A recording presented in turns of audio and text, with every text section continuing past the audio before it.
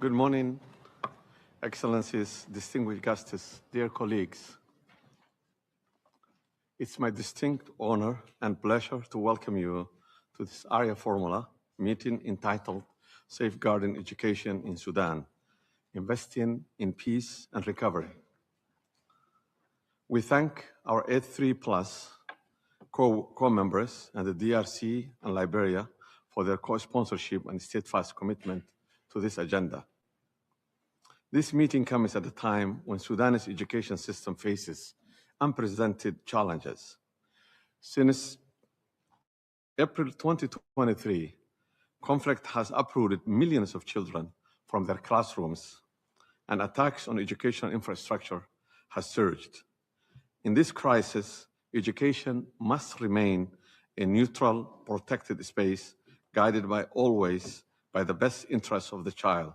Education is not a right, but a lifeline and a cornerstone of Sudan's recovery. Today, we look forward to shedding light and on discussing concrete steps to ensure safe, inclusive, and continuous learning for every Sudanese child, even amid conflict. Excellencies, distinguished guests, dear colleagues, we welcome the Deputy Secretary General, Her Excellency Ms. Amina Mohammed, and our distinguished briefers to this meeting. I'm pleased to give the floor to Madame Amina Mohammed, Deputy Secretary General. You have the floor. Thank you, Your Excellency, Mr. Abakar Dahir Osman, the Permanent Representative of the Federal Republic of Somalia to the UN, Excellencies, distinguished delegates, colleagues, and friends. My deep appreciation to you, Ambassador Osman, and to Somalia, the Democratic Republic of Congo, and Liberia for bringing this issue before the Council. 1,210 days. That's how long this war has gone on for. Long enough for 33 million people, more than half of Sudan, to need humanitarian aid to survive. Long enough for famine to take hold and 4 million women and children to face acute malnourishment this year. Long enough for Sudan to become the largest displacement crisis in the world, nearly 9 million people driven from their homes inside the country and millions more forced across its borders. Long enough for cholera, measles, and hepatitis E to move through camps where families have already fled 2, 3, 4 times over. Long enough for the atrocities of sexual violence to be used again and again and again as a horrific weapon against women and girls. Long enough for more than 17 million Sudanese children to need humanitarian assistance. Long enough for mass killings and sexual violence in villages, of rape and gang rape, of abduction and trafficking of children recruited and detained. This war has to end, and it has to end now. Those who committed these crimes must answer for them, and the rule of law must prevail in Sudan. States beyond Sudan's borders continue to fuel the fire of this conflict by facilitating the flow of deadly weapons. Their actions are deepening and prolonging the suffering of the people, mothers, young girls, and children of Sudan. This must cease immediately. The United Nations will put the full weight of its capacity behind every pathway to peace. Excellencies, ladies and gentlemen, among everything this war is taking, one of the most significant is the future of Sudan depriving the education of its children. Today, at least 8 million school-aged children remain out of school, with a disproportionate impact on millions of displaced children, especially those seeking refuge outside of Sudan. Darfur alone has seen nearly 3/4 of its schools damaged, destroyed, or otherwise rendered non-functional since the onset of the conflict. 5 children in every 6 are out of school, and many parents will tell you they would rather keep their children at home than send them to a classroom, because home for them is the only place left where they can keep them safe. Since 2024, the United Nations has verified more than 67 attacks on schools across Sudan, while over 154 instances of military use of schools have been reported. These figures represent only documented incidents, while the true scale of attacks on schools is undoubtedly much greater. Shelling and airstrikes continue to damage schools and endanger children, while incidents of looting and arson of schools, as well as threats against educational personnel, have been extensively reported. Attacks against schools are frontal assaults on children's safety, their dignity. They lose protective spaces, opportunities to develop socially with their peers, and access to essential services such as the school feeding programs, healthcare, and mental health support. As we have seen time and time again, how prolonged disruptions in education disproportionately affect girls and young women. More than half of Sudan's teachers have gone unpaid, yet many of them are still teaching against all odds. The national examinations are now out of reach for students across large parts of Darfur and Kordofan. Parallel exams are being planned in the 5 Darfur states, raising real concerns about whether those certificates would be recognized. It is essential that all children, whether in areas affected by conflict, displacement settings, or more stable locations, have access to the same nationally recognized examinations, the same quality education. A unified exam helps ensure fairness, protects the value of students' qualifications. Without one, a generation of Sudanese youth leaves schools with no open doors, no university placing, no training, no job. Those are the children at risk that the armed groups recruit and become our child soldiers. I could read numbers to you for the whole of the 5 minutes I've been given and still fall short of what is being done to Sudan's children, especially its girls. Sudan has already lost a generation to earlier wars and is losing another one now. This year, with our partners, we have brought more than 1 million Sudanese children back into some form of learning, but it's simply just not enough. This is a war that men have started, but it is being paid for on the backs of women and on the backs of children who have no say in any of it, but suffer the worst consequences. It is time to stop the war and to pull Sudan back from the brink of losing another generation of its children. Excellencies, colleagues and friends, the members of the Security Council must do their utmost to bring this conflict to an end, to create the conditions for peace and the enabling environment for Sudan's children to return to learning. I urge you to do everything within your power to do so for the young Sudanese living through this war today and for future generations who will inherit whatever is left of their country. Education is both life-saving, it's life-changing. It protects children today and lays the foundation for peace, recovery, and stability tomorrow. Education is hope, hope in a future that may seem impossibly distant. Just as in Gaza, parents know that they may not live to see peace in their country, but one day their child just might do so. And that education is what will let them rebuild peace, prosperity in their country so that they may have the right to thrive in it. Sudan's children have waited 1,210 days for the war to end. They should not have to wait any longer. Thank you. I thank the Deputy Secretary General for her remarks. I now invite Ms. Hanan Suleiman, Deputy Executive Director of UNICEF, to provide her briefings. Excellencies, thank you to Ambassador Bakr Dahir Osman for convening today's Arria-Formula meeting, and to Liberia and the Democratic Republic of the Congo for co-sponsoring this very important discussion.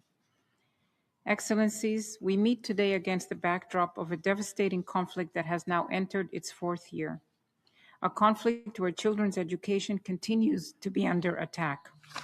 In my remarks today, I will focus on 3 things: the challenges of children and education in Sudan, how progress is possible when resources and political will are available, and what you as member states can do to protect children and education in Sudan. Since the Security Council adopted Resolution 2736 in 2024, calling, among others, for the protection of civilians and for compliance by all parties to conflict with international law, the United Nations has verified across Sudan more than 67 attacks on schools, while over 154 instances of military use of schools in Sudan have been reported, as just communicated by our Deputy Secretary General. These figures represent only documented incidences, while the true scale of attacks on schools is undoubtedly much greater. Darfur alone has seen nearly 3/4, 73%, of its schools damaged, destroyed, or otherwise rendered non-functional since the onset of the conflict in April 2023. The use of explosive weapons by parties to the conflict in populated areas remains a leading cause of damage to and destruction of schools. In Sudan, armed drones have emerged as a major means of deploying explosive weapons, causing extensive damage to schools and inflicting grave harm to children. During the first 4 months alone of this year, nearly 80% of reported child casualties were attributed to attacks involving armed drones. At the same time, shelling and airstrikes continue to damage schools and endanger children, while incidents of looting and arson of schools, as well as threats against educational personnel, have been extensively reported. Since the outbreak of the war, Sudan consistently ranks as the country with the highest number of out-of-school children in the world. Today, at least 8 million school-age children remain out of school, including approximately 4.1 million girls, with a disproportionate impact on millions of displaced children, notably those seeking refuge outside of Sudan. Further, nearly half of Sudan's school buildings can no longer function as classrooms. In addition to the widespread displacement of education personnel, the conflict has halted the salaries of many teachers, particularly in Darfur and Kordofan, thereby severely affecting their livelihood and the continuity of learning. Children's access to education is not only threatened by direct attack on schools or education personnel, but by the secondary impact on education from the collapse of the infrastructure that keeps schools running. For instance, a school relies on access to electricity, water, sanitation, and hygiene to function. Last year, a strike on energy infrastructure in the White Nile state cut off the electricity needed to operate a major water treatment facility. As a result, schools lost access to both energy and water, forcing their closure, with tens of thousands of students losing access to education. Attacks against schools are not only grave violations against children, they are frontal assaults on children's safety, dignity, and future. When schools are attacked, occupied, or rendered unsafe, children lose far more than learning opportunities. They lose protective spaces, opportunities to develop socially with their peers, and access to essential services such as school feeding, healthcare, and mental health support. Their vulnerabilities also surge when they miss out on life-saving information taught within the classroom.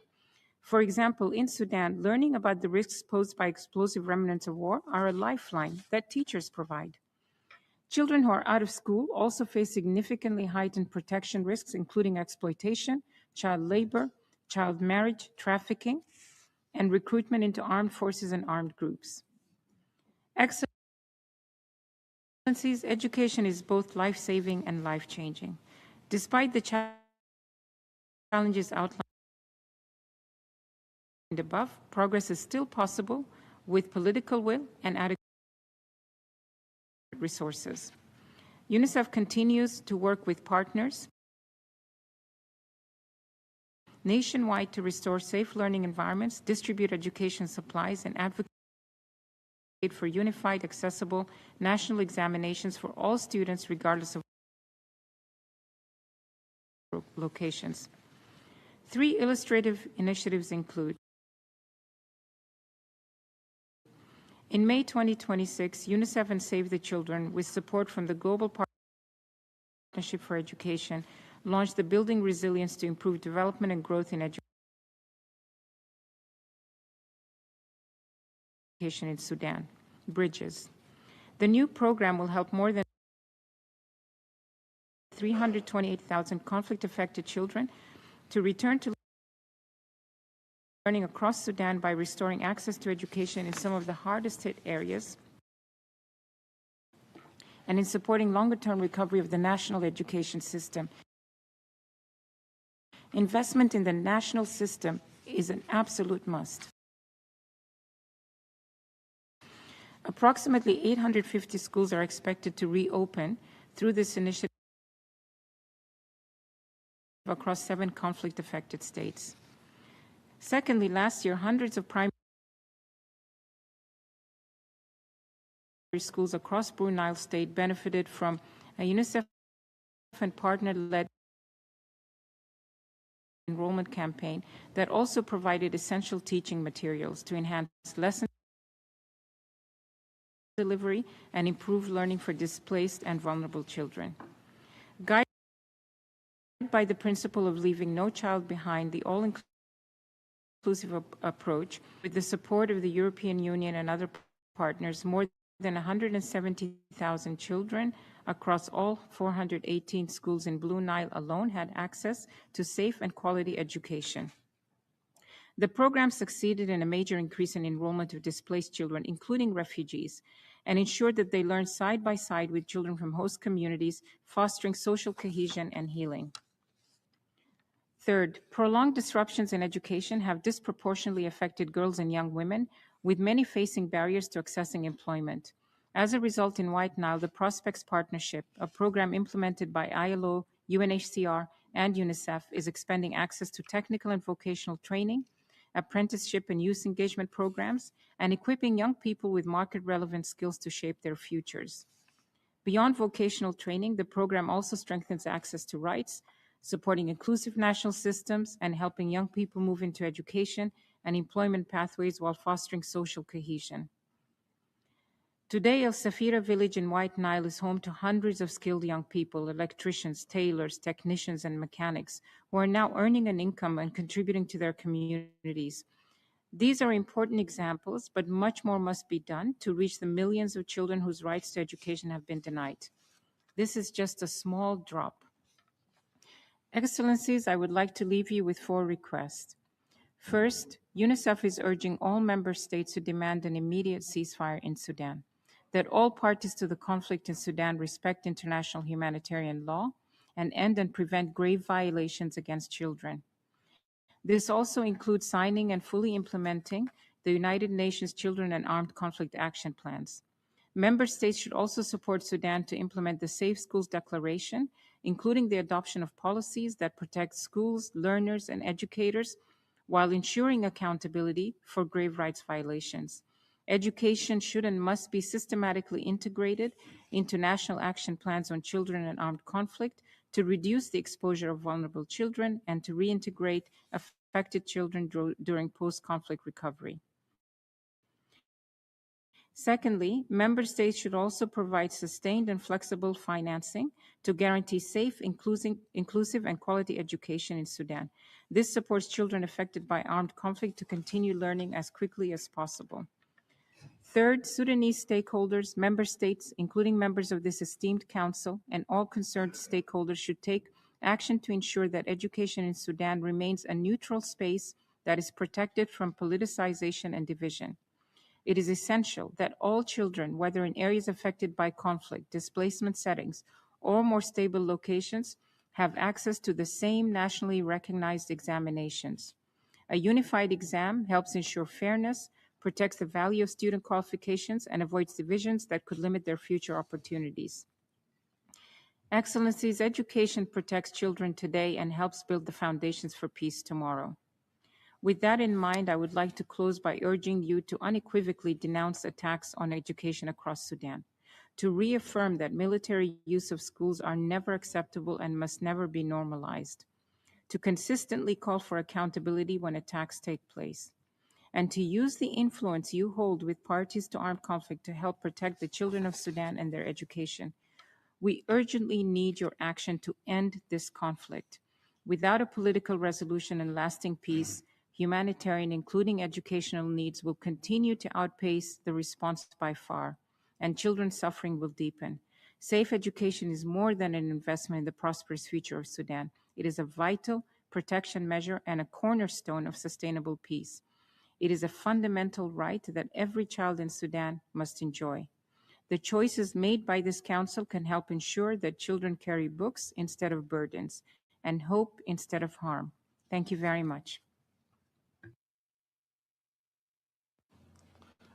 I thank Ms. Suleiman for her briefings and now invite Ms. Lisa Chang Bender, Executive Director of Global Coalition to Protect Education from Attack, to provide her briefings. Excellencies, distinguished delegates, I thank Somalia for convening this meeting and the Democratic Republic of the Congo and Liberia for co-sponsoring it. As noted, Sudan remains the country with the highest number of out-of-school children in the world. However, new figures are even more troubling.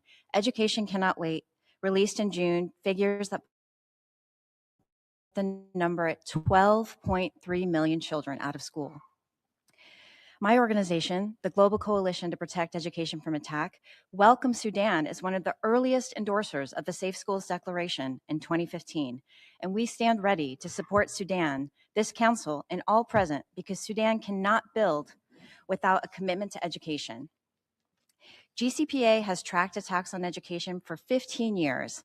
In our last report, we found 88 countries were affected by attacks on education. This is a global problem. And let me emphasize what we have learned over the years. Attacks on schools are not just the heartbreaking deaths of children in places where they should be safest. It is not just the destruction of one of the largest infrastructure investments that countries can make, or the killing, maiming, and terrorizing of teachers who are the largest civil servant cadre in countries. The attacks have lasting harm that go beyond these immediate devastations. To name just a few, they suppress enrollment. They contribute to child marriage. These are not trends that are easily changed and disproportionately affect girls. They also create lasting toxic stress, which have horrible negative consequences for children throughout their lives and development. We must be committed to their safety and well-being. GCPA's independent monitoring identifies Sudan as one of the most heavily affected countries in the world by attacks on education. And in our analysis, we found two patterns. First, schools sheltering the displaced are being struck again and again. In 2025 alone, Balak Girls' School, just an hour before classes started, was bombed in March. Drone strikes hit 2 sheltering schools in Kordofan on consecutive days in June. And in December, a drone struck a kindergarten in Kaloji, killing 32 children, and then targeted the paramedics that arrived to help. The second pattern, educators are being targeted, not just for where they work, but for who they serve. In June 2025, mass graves contained tortured students and teachers was discovered in Wad Madani. Through August and September, GCPEA documented teachers arrested in Darfur over alleged ties to the Port Sudan government. These same teachers that we've already acknowledged are going without pay and are doing so much to help the children of Sudan. However, sharing this evidence only matters if it leads to action. Accountability is protection. It is a critical form of deterrence. Every investigation, every sanction that names education as a protected infrastructure, every case brought before this council makes Sudan's schools safer not only today, but tomorrow. The case to act now is also a peace and recovery case. Education inequality between groups roughly doubles the risk of conflict, while greater gender equality in education lowers it by as much as 37%. This is why GCPEA is gravely concerned about the exam crisis. This April, over 280,000 students, and you can only imagine what they've been through, went to travel to take their exams. 60% of them were girls and were not able to access exam sites. Subsequently, a parallel process has been announced for exams in RSF-controlled areas. I'd like to draw your attention to 2 recent studies, UNDP ISS Africa's Beyond the Conflict and the Government of Sudan and UNESCO's Sudan Price of Inaction report. Both of these reports agree that disrupted schooling carries a steep economic cost, degrading the workforce and entrenching generational poverty. If conflict persists, by 2043, GDP will be $34.5 billion lower. But if the war ends and education is protected, GDP could instead reach $58.2 billion, even outperforming some of its African income peers.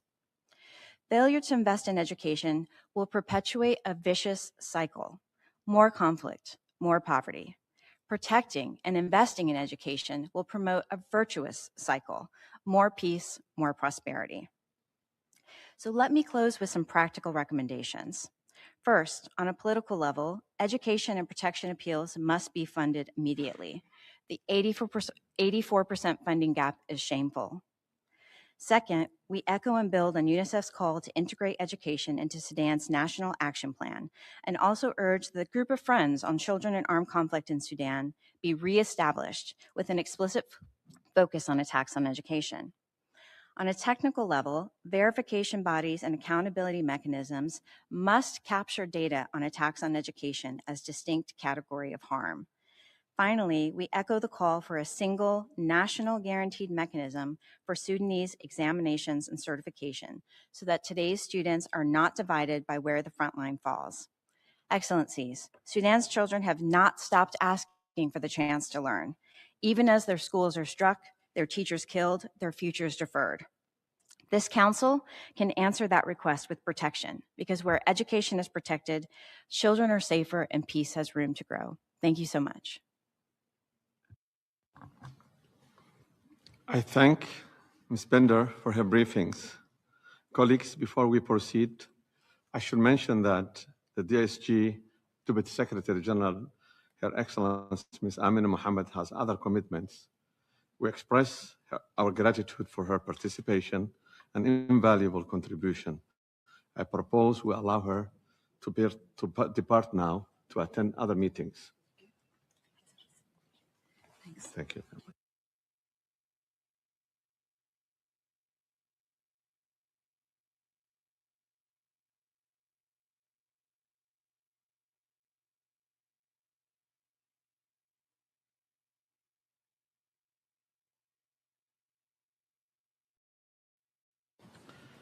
Excellencies, distinguished guests and colleagues, education is often described as a foundation of development. Today, we gather to recognize another equally important truth.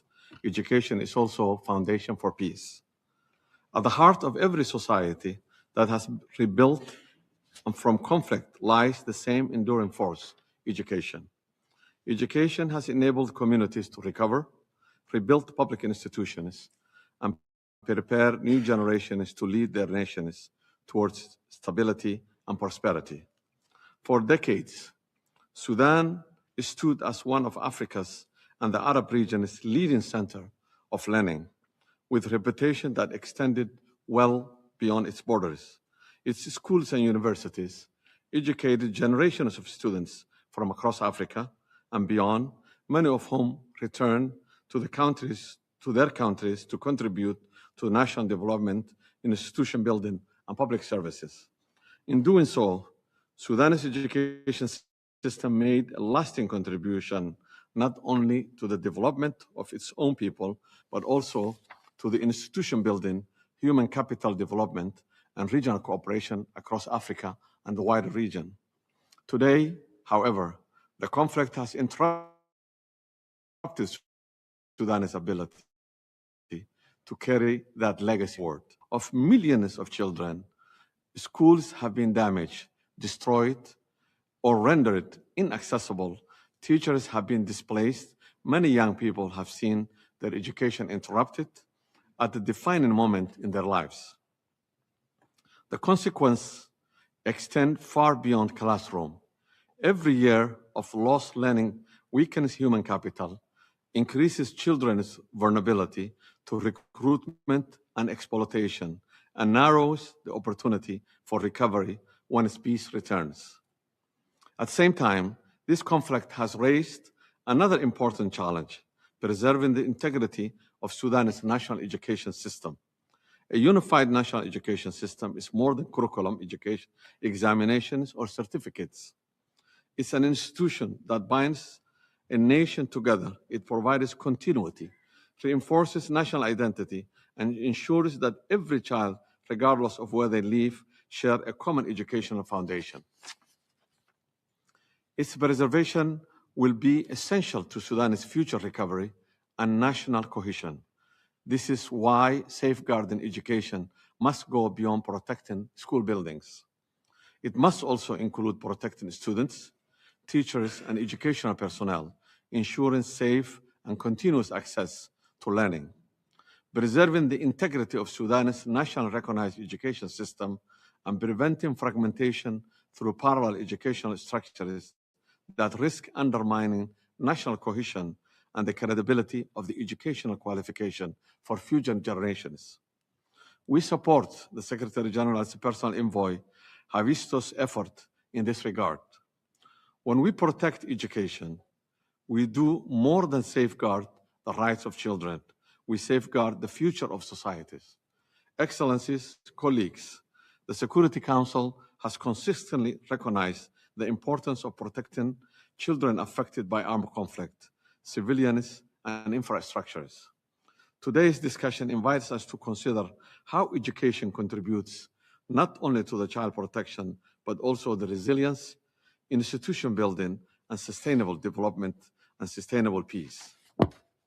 In this context, ensuring accountability for crimes and upholding obligations to international humanitarian law are essential. We must also address the actions of external actors who fuel the war, including the implementation of arms embargo to stem the flow of weapons and inclement drones that threatens the safety of the schools and communities. It's equally important to engage fully in the political process for a ceasefire and support the government in its Sudanese-led and Sudanese-owned political process. Only by advancing those efforts can we create the conditions necessary for education to thrive.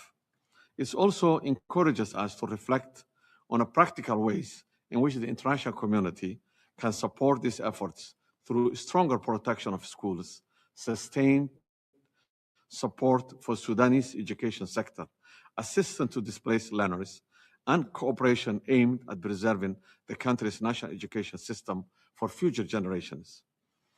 Ultimately, the question before us is not simply to restore education after conflict. It's how to ensure that education continues despite conflict, so that when peace comes, Sudan will have a generation prepared not only to shape the country's future, but to rebuild it. It's our hope that today's discussion will generate practical ideas, strengthen international cooperations, and reaffirm our shared commitment to ensuring that every Sudanese child retain the opportunity to learn, to grow, and to contribute to a peaceful and prosperous Sudan. I thank you again. I now give the floor to the council members, and I'll begin giving the floor to the Democratic Republic of Congo. President, the Democratic Republic of the Congo would like to congratulate Somalia for organizing this Arria-Formula, which we were honored to co-sponsor alongside Liberia. We would also like to thank Madam Deputy Secretary General of the United Nations, as well as the Deputy Executive Director of UNICEF, the Executive Director of the Global Coalition to Protect Education from Attack as well. The conflict raging in Sudan since April 2023 continues to place a heavy burden on civilians, and the most vulnerable of them are children. While the human losses, forced displacement, and the humanitarian needs indeed garner all the attention of the international community, attacks on the education system is also a major threat for the future of the country, whose day-to-day life is marked by the sound of weapons going off. Schools are being closed and learning has been interrupted. And this today is depriving millions of Sudanese children not only of their fundamental right to education, but also a safe space, a space of stability and hope. Indeed, the history of conflict shows sufficiently that when a school closes, it's not simply learning that is interrupted, it's also a barrier against recruitment, exploitation, and other violations that we can stop if stopping a school from closing. The conflict in Sudan and the ongoing violence pose a great risk to this plural society that has already been sorely tested. Beyond the immediate urgency, this crisis could also leave an imprint on the social fabric of Sudan, and this is something that we should bear in mind. For the younger generations who are growing up in this context, the consequences of this war will not only be measured in the number of schools destroyed or school years lost, it will also be measured in the lasting trace that this will lead on a whole generation of young Sudanese people who will then need to ensure the recovery of their country. They will continue to be deprived of education, and they will not have any prospects for empowerment, jobs, participation in public life. This will all be compromised. Beyond the human tragedy that this represents, being out of school for a long time erodes human capital inevitably, and this human capital is needed to rebuild institutions, rebuild social coherence, and it is needed to consolidate lasting peace. Although they're on the front line of this war, Sudanese children are also its greatest hope, and therefore the way in which they will be protected, taught, and supported today will determine the capacity of Sudan to recover and to build lasting peace. Preserving education for these children is therefore an imperative for the international community. Indeed, preserving and protecting education and safeguarding education in Sudan is protecting, safeguarding women and men who have the responsibility to build a more prosperous, peaceful future for their country. President, the experience of the DRC shows that protecting and safeguarding education is not something that should happen after a conflict is resolved. It is one of the conditions for the resolution to a conflict. This is why my government of my country rolled out a law in 2009 protecting children. And we also have a framework law from 2014 for national education system. This legislation creates our national strategy for education in emergencies. This legal arsenal aims to ensure continuity and the protection of learning, whether this be formal or informal. It also seeks to guarantee the safety of students and staff and provide psychosocial support in response to conflicts and disasters. Our approach, therefore, brings together continuity of learning, institutional resilience, and peace building. This choice stems from a simple conviction. Crisis should never condemn an entire generation to have its education interrupted. Preserving the education system is preserving and maintaining the capacity of a nation to train its citizens of tomorrow. It will strengthen its institutions and it will consolidate lasting peace. In this connection, the DRC welcomes the efforts made by the African Union to protect education in situations of crisis, particularly through initiatives from the Peace and Security Council and also the African Union Centre for the Education of Girls and Women in Africa. These initiatives show the will of our continent to make education not only a fundamental right, but also a tool for resilience, recovery, and peace building. Thus, it merits to be fully supported and strengthened. However, as determining as national policies are for ensuring continuity of education, they cannot replace lasting protection for children. And that this cessation of hostilities is key here. While that has not happened, schools will be exposed, teachers will be displaced, and thousands of children will be deprived of their right to learn. This is why the DRC reiterates its appeal for an immediate cessation of hostilities, safe, rapid and unhindered humanitarian access, as well as a political dialogue that is sincere and inclusive between parties. Only a political solution will create the conditions that are necessary to rebuild the education system, to support national recovery, and will allow for lasting peace. With this in mind, we encourage the international community, alongside regional actors, to strengthen their support to the Sudanese authorities, to protect the entire national education system, to ensure continuous learning, and protect schools against any use that is not compatible with their civilian vocation, and also to support teachers, and whose commitment is essential to preserve the human capital of Sudan.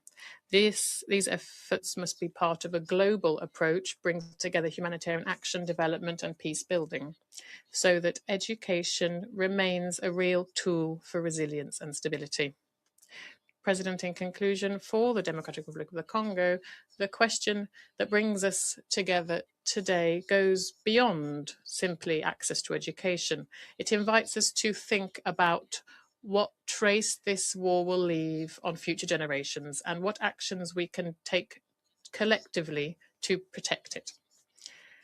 We have the collective responsibility to ensure that Sudanese children don't become a generation defined by the conflict, but a generation that is prepared to lead the recovery of their country. And this is why investing today in education is investing in peace, recovery, and stability of the Sudan of tomorrow. Thank you.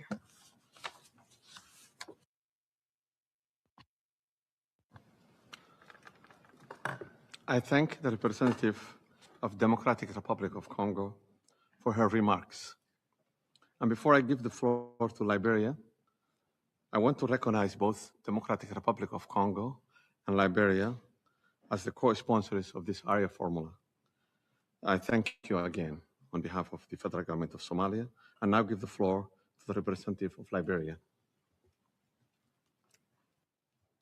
Liberia's history makes it imperative and dutiful for Liberia to join its A3 colleagues, the Democratic Republic of the Congo and Somalia, to co-host its Arria-Formula meeting on safeguarding education in Sudan, investing in peace, recovery, and stability.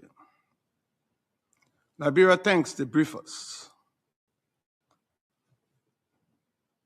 Hannah Suleiman, Deputy Executive Director of UNICEF, and Lisa Chung Bender, Executive Director of the Global Coalition to Protect Education from Attack, who briefed us. We also want to thank in absentia the Deputy Secretary General of the United Nations, Anna J. Mohammed, for honoring this occasion. The adverse effects of war do not dissipate when guns fall silent. Its deepest wounds are carried by a child, and that wound, left untreated, bleeds across generations. You have heard the grim statistics. 17 million children affected by this war, and some 8 million are out of school. Schools have been bombed, occupied, and abandoned. Teachers unpaid, examinations disrupted. Sudan is not only losing ground to a war, it is losing a generation, and may lose generations if this war does not come to an end. The law is clear. Schools are protected civilian objects. Resolution 2601 condemns attacks on education and demands an end to the military use of schools. Liberia calls on all parties to honor these obligations, implement the Safe Schools Declaration, and cooperate fully with the UN's monitoring and reporting mechanism. A school is a sanctuary, never a barrack, and never a target. Mr. Chair, Liberia knows the cost from lived experience. Our civil conflict did not only destroy buildings, it drove our teachers, doctors, engineers, and professionals into exile for many, many years. When peace returned, we confronted a painful truth. An entire generation had come of age without formal education or vocational training. They became parents without the tools to educate their own children, passing deprivation forward. An uneducated electorate then voted as their conditions shaped them, evaluating leaders ill-equipped to govern.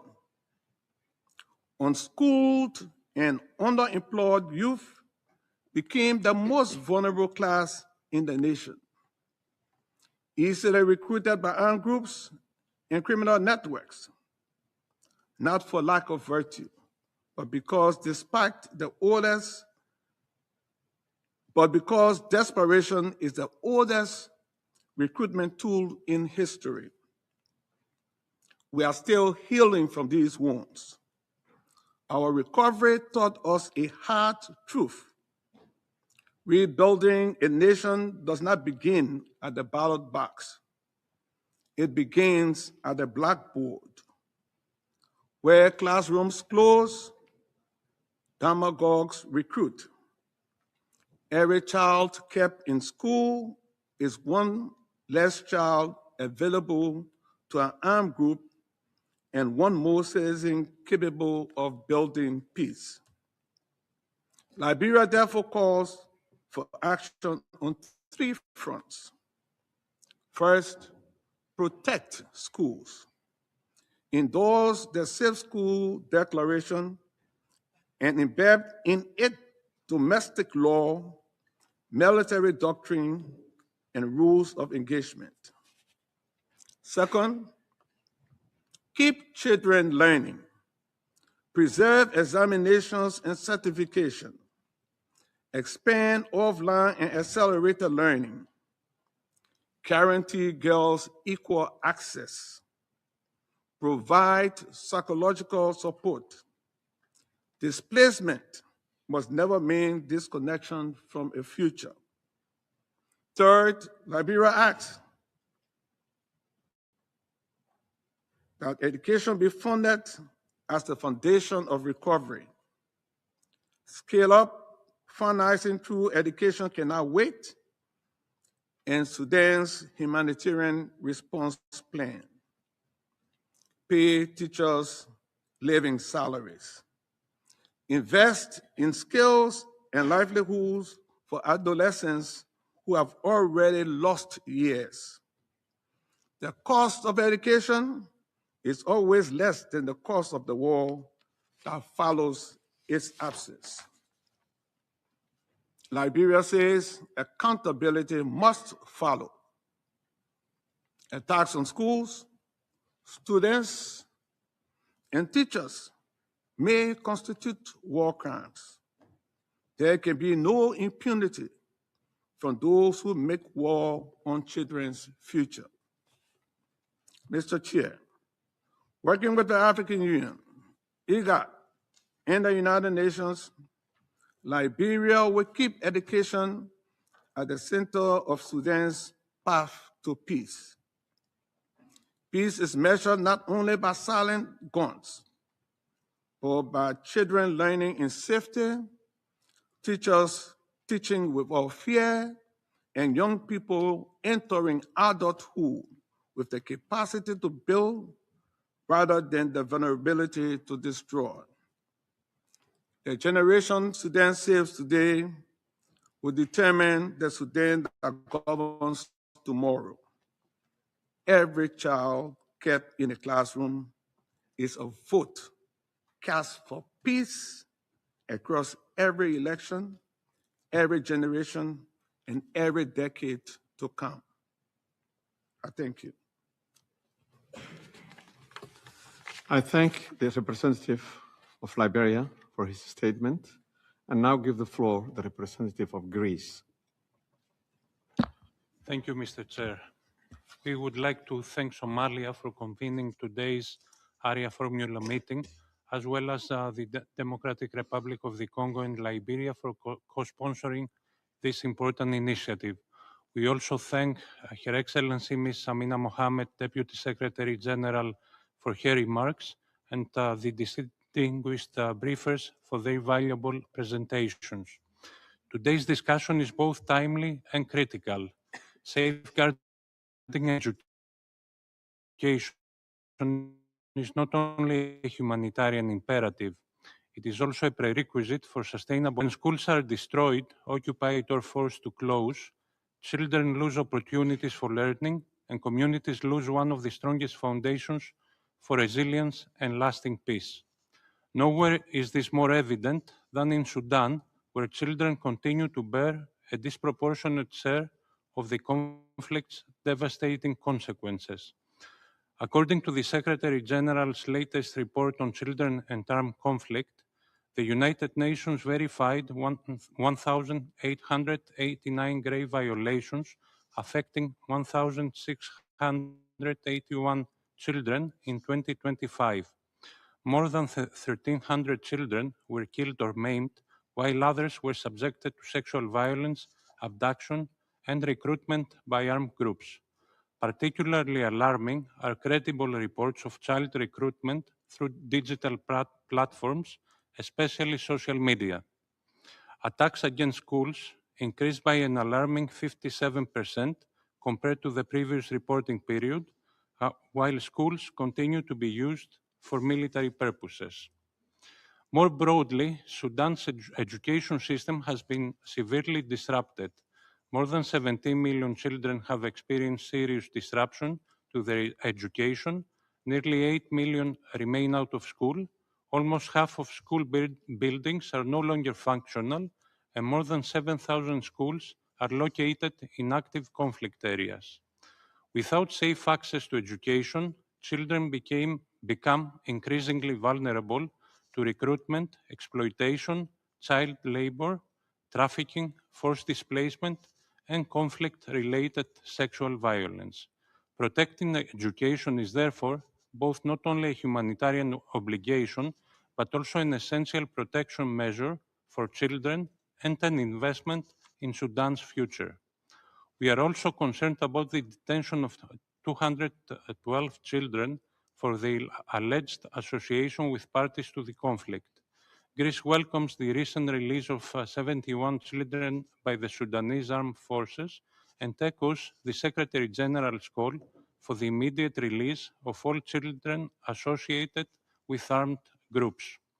At the same time, we welcome initiatives enabling students, including those in conflict-affected areas, to sit for the Sudan school certificate examinations.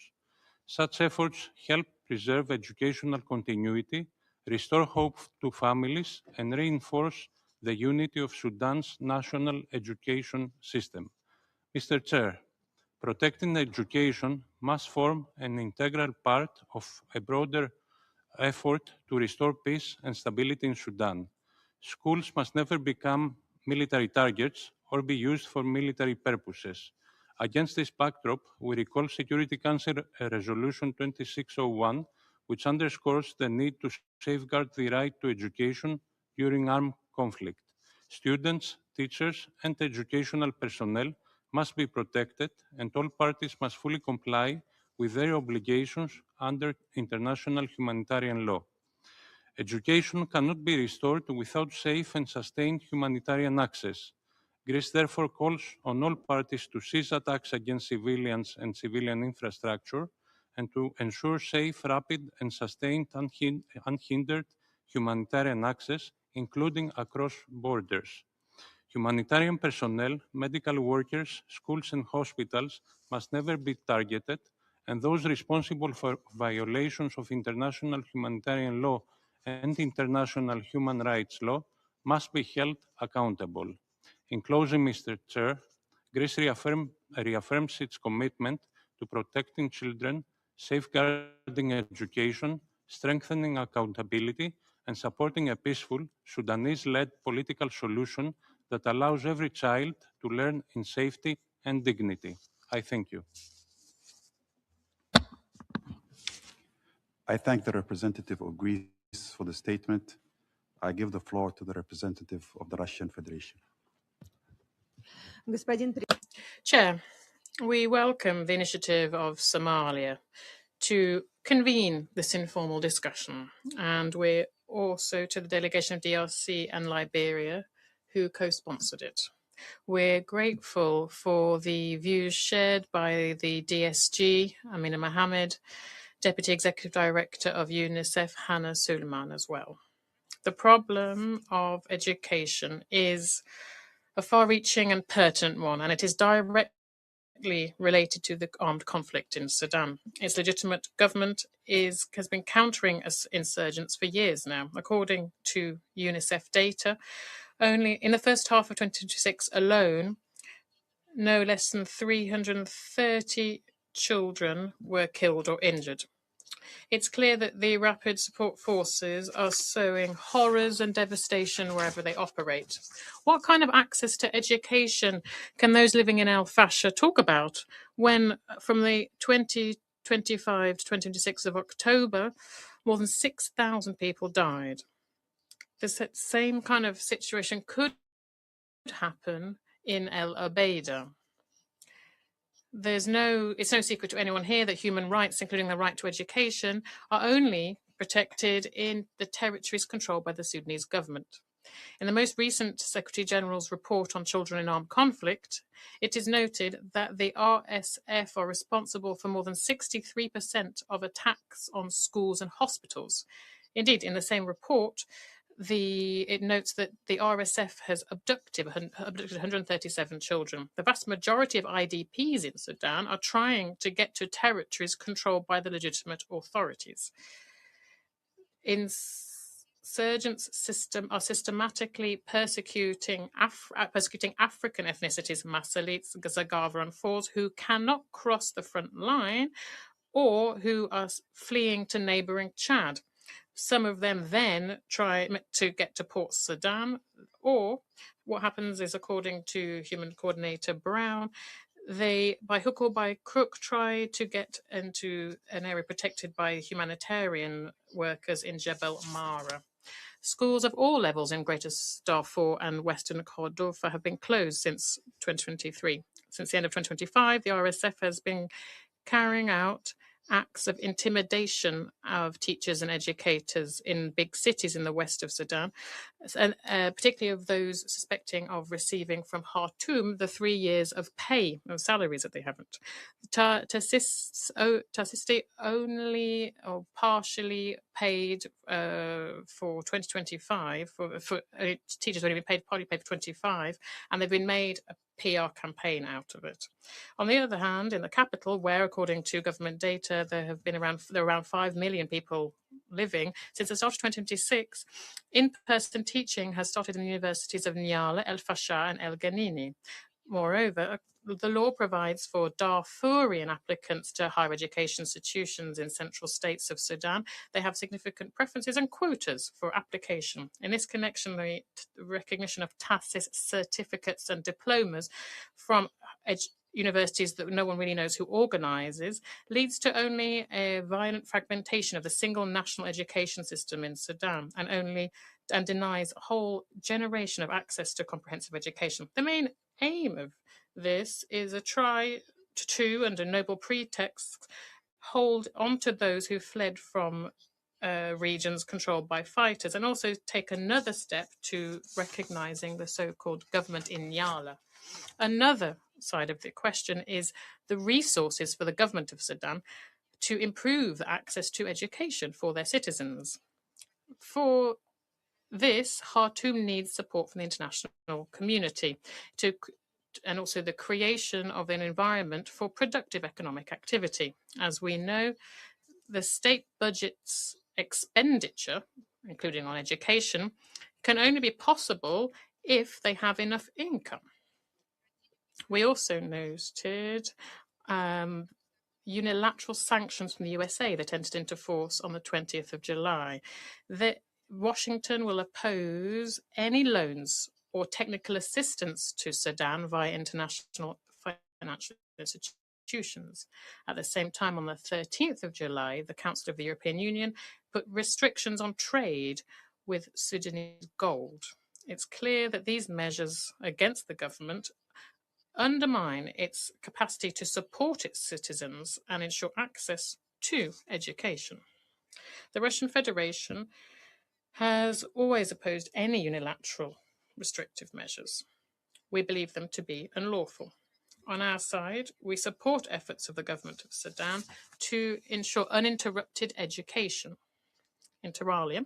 We are doing this through sending young Sudanese people to study in Russia. As part of our state quotas and state stipends, we provided stipends to 100 students who are currently studying in Russia.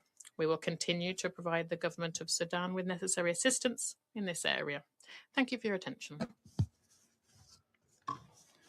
I thank the representative of the Russian Federation for the statement. I give the floor to the representative of Panama.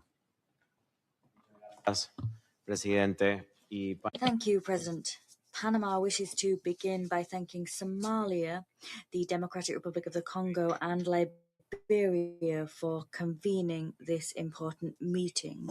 We also wish to thank the Deputy Secretary General, Ms. Amina Mohammed, Ms. Hanan Suleiman, Deputy Executive Director of UNICEF, and Ms. Lisa Chung-Bender, Executive Director of the Global Coalition to Protect Education from Attack. As a civil society representative, we thank them all for their invaluable briefings.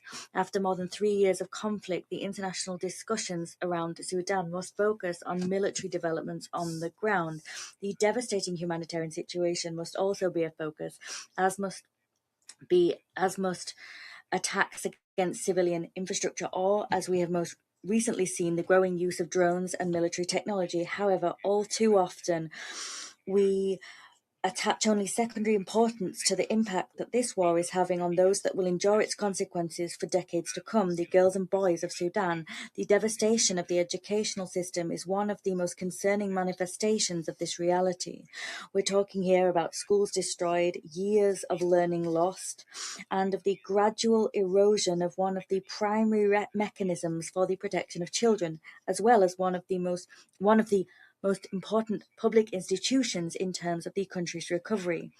As was indicated by UNICEF in its most recent report on the situation in Sudan, children continue to be increasingly exposed to malnutrition, disease, exploitation, and extended disruption of their education. This statement reflects a indisputable reality, that is, that the loss of access to education rarely occurs in isolation. Rather, it is part of a much broader pattern, that is the erosion of the child protection environment. Where schools disappear, we also see an increase in displacement, the separation of families, sexual violence, exploitation, child marriage, and an increase in the risk of recruitment and use by armed groups. Consequently, Panama is of the view that education must not be understood solely as a development priority. In context of armed conflict, it is an essential civilian protection tool, and as such, it is a vital component of international peace and security. To keep a school open is to continue to provide hope. It is to preserve a relatively safe arena and to maintain a tie between children and their communities. It is also to offer an alternative to multiple conflict-related risks. President, this conviction guided Panama's work in the Security Council. As a former vice chair of the Working Group on Children and Armed Conflict in 2025, we sponsored an Arria-Formula on safe education as a tool to prevent the recruitment and use of children. Moreover, during that term, we convened an expert meeting on the use of emerging technologies for child recruitment. We did so cognizant of the fact that threats evolve and that our prevention mechanisms needed to evolve at the same pace. Sudan also reminds us that protecting education demands much more than simply rebuilding schools. It demands preserving the integrity of a national education system. It involves ensuring that teachers are able to continue to carry out their work, and it involves guaranteeing that academic qualifications continue to be recognized across the full extent of the country. It is particularly concerning to note that the protracted conflict is eroding these institutional pillars, this through the mass closure of schools, the lack of salaries provided to teachers, and the risk of the fragmentation of the national qualification system. At the same time, experience has shown that even in contexts of conflict, it is possible to preserve some opportunities for learning. UNICEF and local organizations have succeeded in ensuring that hundreds of thousands of children this year have accessed learning via formal and informal channels, as well as through alternative learning fora and digital platforms. These efforts demonstrate that the continuation of education is possible when humanitarian access exists alongside political will and predictable funding. Finally, Panama is of the view that protecting education should be the linchpin of any strategy for peace and recovery in Sudan or in any other conflict. Rebuilding a country does not begin when war ends. It begins when we preserve institutions that allow a society to recover. Among these institutions, few are as crucial as education. To invest today in the education of Sudanese boys and girls is to invest in institutional resilience in the future, as well as in the social cohesion and sustainable peace of Sudan. Thank you. I thank the representative of Panama for the statement. I give the floor to the representative of China.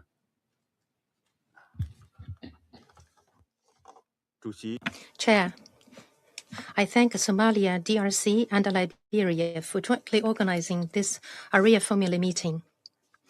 I thank Deputy Secretary General Amina, Deputy Executive Director Suleiman, and Executive Director Bender for their briefings. Amid continued armed conflict and worsening humanitarian crisis, education in Sudan has been severely affected. The conflict has left nearly 8 million children out of school and reduced a large number of schools to rubble, ruthlessly altering the life trajectories of an entire generation. The international community should work together to help Sudan mitigate the negative impact of the conflict on children's education. I would like to make 3 points. First, strengthen safeguards for child protection and uphold strict accountability for violations. According to Secretary General's annual report on children and armed conflict, last year the number of school attacks by parties to the conflict increased by nearly 60% year-on-year, which is indeed shocking. The recruitment of child soldiers and attacks on schools are recognized by the United Nations as grave violations against children. All parties to the conflict must strictly comply with international humanitarian law and take all necessary measures to protect civilians, particularly children and educational facilities. Those responsible for such violations must be held strictly accountable in accordance with the law, and their acts must not go unpunished. The international community should support agencies such as UNICEF in scaling up humanitarian operations in Sudan to provide timely assistance to affected children. Second, increase investment in children's education in order to lay a solid foundation for reconstruction and recovery. China welcomes the Sudanese government's efforts in overcoming difficulties to organize entrance exams at all levels to safeguard children's right to education. The international community should increase investment in Sudan's education through efforts to help repair damaged school buildings, train more teachers, ensure the supply of educational materials, and utilize information technology to enrich educational resources, thereby providing learning opportunities to more students. Over the long run, though, it is also necessary to coordinate development in other areas that affect people's livelihood, such as infrastructure, employment, and healthcare, so as to systematically break the vicious cycle of conflict, poverty, and the loss of education. Third, adhere to the path of a political solution and address the root causes of conflict. Without a stable political environment, no educational activities can be sustained. China calls on all parties to the conflict to cease hostilities as soon as possible and return to the track of political negotiations at an early date. We support the UN, together with the AU and IGAD, in strengthening mediation and coordination to promote de-escalation and promote inclusive political dialogue while fully respecting Sudan's sovereignty, unity, and territorial integrity. We oppose external interference in Sudan's internal affairs under the pretext of humanitarian issues such as education. Children are the bedrock of societal continuity and the very hope of national development, China is willing to continue its work with the international community to promote peace so as to create a safe environment in Sudan where children can learn, grow, and flourish. Thank you, Chair. I thank the representative of China for the statement. I give the floor to the representative of the United Kingdom. Chair, and I would also like to thank Somalia, the Democratic Republic of Congo, and Liberia for convening this timely discussion. And I'd also like to thank the briefers. After more than 3 years of conflict, Sudan is enduring a devastating humanitarian crisis. This year alone, 34 million people are expected to need humanitarian assistance. And as the briefers have made clear, children are paying a particularly heavy price, with more than 8 million out of school. The collapse of Sudan's education system is not only one consequence of this war, it will shape Sudan's future long after the fighting ends. Against that backdrop, I will make 3 points. First, schools, students, and teachers must be protected. The Secretary-General's latest report on children in armed conflict verified 1,889 grave violations against children. That included killing and maiming, attacks on schools and hospitals, recruitment and abduction. These figures are likely to be only a fraction of the true scale. At the end of 2025, we saw reports that attacks on Al Hanan kindergarten in Kalugi and on Kuma school killed over 140 civilians, including at least 43 children who had simply come to learn. We call on both the Sudanese Armed Forces and the Rapid Support Forces to comply with their obligations under international humanitarian law. We also call on them to vacate occupied schools and to refrain from further attacks on educational facilities. Second, every Sudanese child should be able to access education safely. In too many parts of the country, young people are cut off from school or forced to travel via dangerous routes to reach one. The Sudanese Armed Forces and the Rapid Support Forces should ensure children can safely access schools and sit necessary examinations regardless of where they live. A politicized examination system must not become another barrier to a child's future. Without urgent action, an entire generation risks losing access to education, leaving them vulnerable to recruitment by armed groups, exploitation, and child marriage. Finally, the international community should continue to invest in Sudan's children. They are also Sudan's future. The United Kingdom remains committed to supporting education in Sudan. Through the Education Cannot Wait, to which we've provided $107 million for education in emergencies globally, support will reach around 200,000 children in South Kordofan, West Darfur, and Gedaref with life-saving educational support.